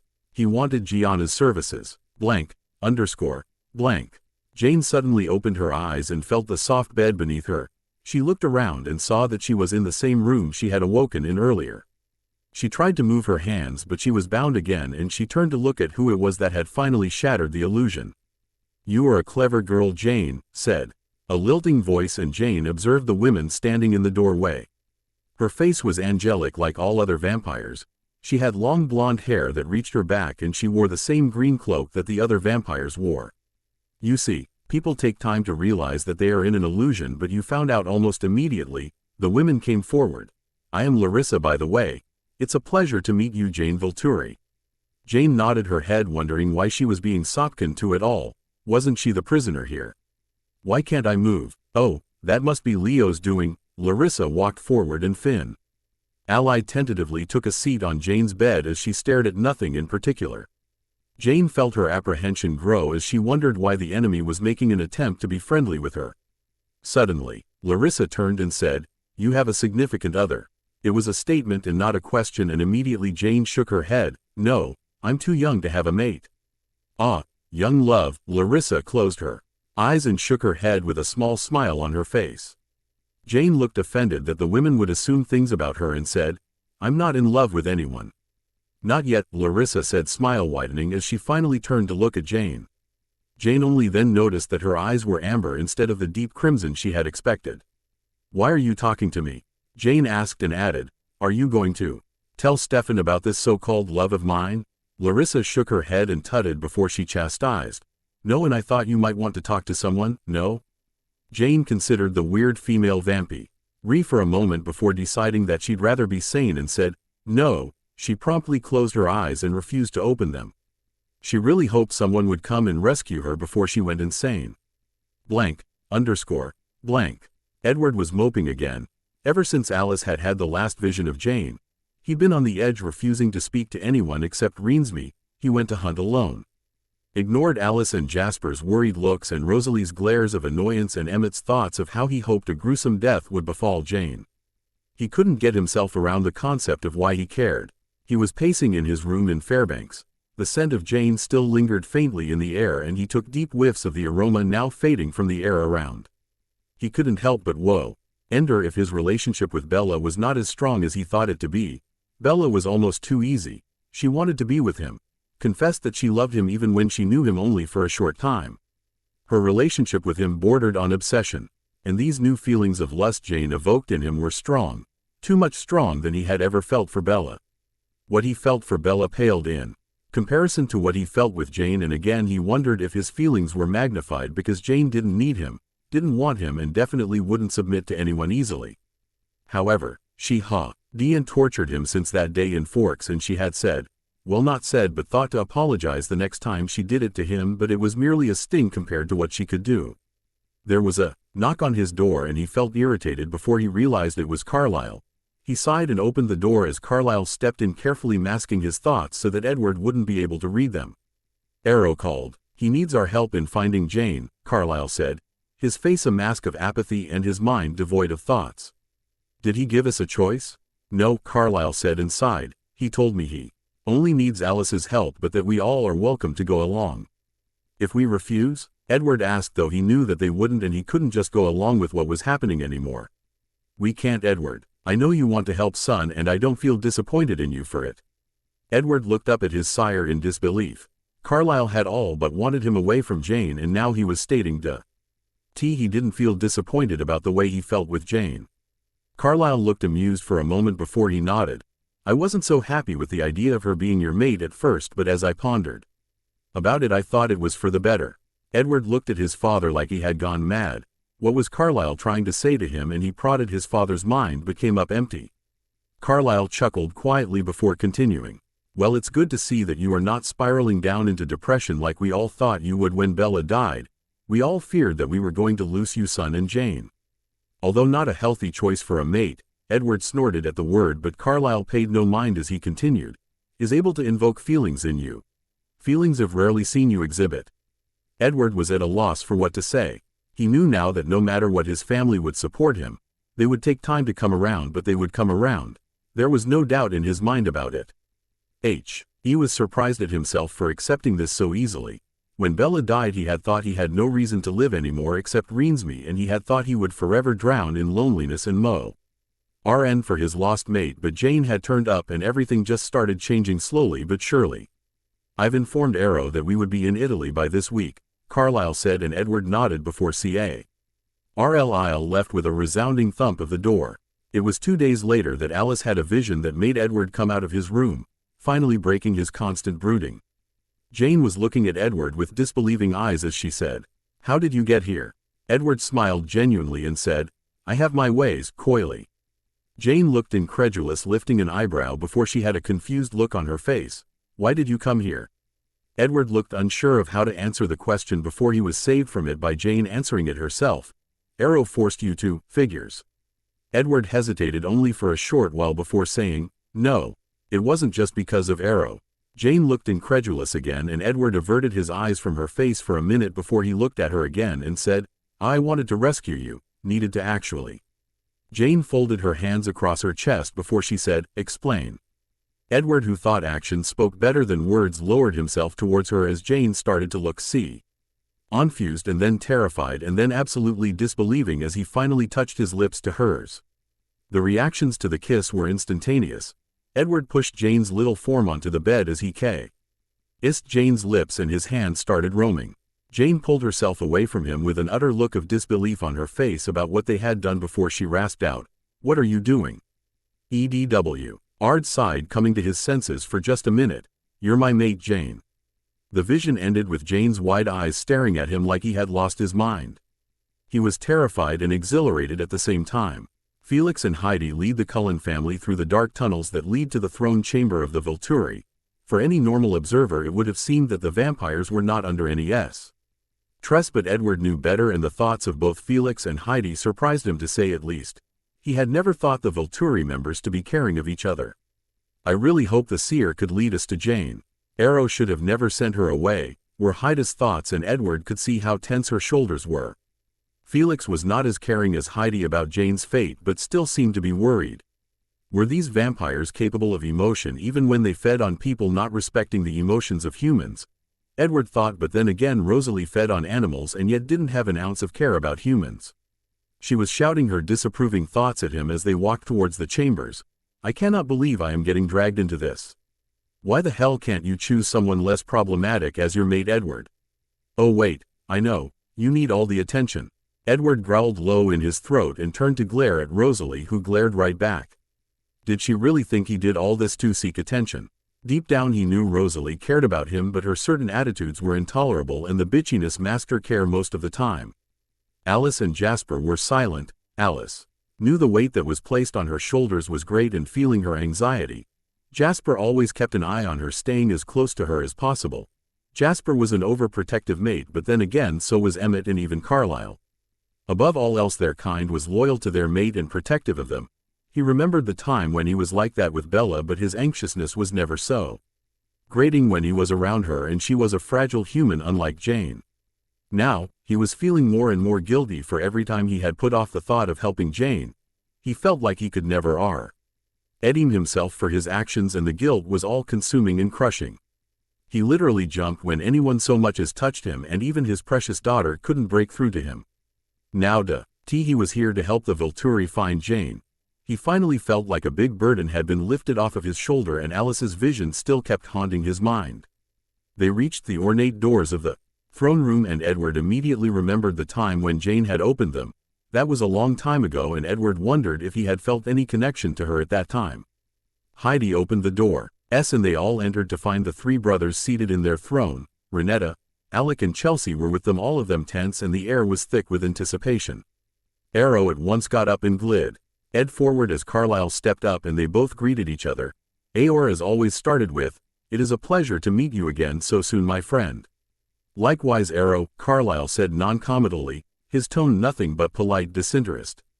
Arrow then proceeded saying, "I wish our meeting were under better circumstances, but as you all know, Jane was taken from your mansion just 3 weeks ago. Now I know it isn't of relevance to your lives, but..." He turned to Alice and asked, "Have you had any visions of Jane?" "Yes," Alice replied, and continued to tell everyone about the visions she'd had about Jane. By the time he finished, Alec's anger was palpable to everyone in the room, and he left hurriedly as he was close to letting his power run loose. Arrow thought about the visions for a moment before saying, "W.L. the vampire you saw in your visions is Stefanovich. He is an ancient, much like Alistair, a wanderer and a nomad, but very ambitious as well." Edward couldn't contain his curiosity and anxiety anymore. As he asked, "Does he share Jane's power then?" Arrow turned to Edward and said, "No," in a solemn voice, and continued, seeing the expression of confusion in Edward's face. "He has a very tricky power. His power is that he can borrow the gifts of other vampires." Edward's sharp intake of breath was heard around the chamber, and he asked, "How long can he borrow the gift?" "Indefinitely," Arrow said, eyebrows creasing slightly. "So we would all be useless in defending ourselves against him," Jasper said, as he knew that without their specific gifts the odds of winning were next to none. But then again, if Air was only one vampire, but someone who was daring enough to kidnap a member of the Volturi must be a fool to be alone. "Not exactly," Arrow paced the room in front of the Cullens. "He could only borrow one gift at a time, so we still have some advantage. However, I fear his coven would have more members with gifts to support him." "We guessed as much," Carlisle said quietly. "So it's war then?" Jasper asked, wanting to know what he was up against. "I fear so." "Why does he want Jane?" Rosalie asked with barely contained disdain, surprising them all. "Stefan was always obsessed with her. This is not the first time this has happened," Arrow said, now a prominent frown visible on his impeccable vampiric features. "And that is why you should have never sent her away," Keyes shouted, getting up and glidden. "Away, much like Alec had done moments ago. He's related to them." Edward saw it, and Arrow nodded, contemplating what to do. "If you have any more visions, inform me. Heidi, take them to their quarters," Arrow said, dismissing all of them. Blank. Jane really hated the whole sleeping and waking up in the dreadful place part of her imprisonment. She glared at the tall lady who had dared to put her into such a state, but said lady held her hands up and said, "Dare to use your power and I will put you to sleep again, Jane Volturi." Jane smirked and said, "Well, that doesn't seem like an unpleasant fate now, does it?" She focused her eyes, and immediately the women fell forward in pain. "Tell me where I am," Jane said, keeping her glare firmly on her latest victim. She stopped her torture momentarily to hear the gasps of breath from the women before she was enveloped in the feeling of blankness again, but before she could pass out completely, a voice called out, "She has to feed. Master gave me orders to take her today." She heard the other women, presumably the one she had tortured, screech, "You deal with her. She is a damn psychotic. I do not know what our sire finds in her."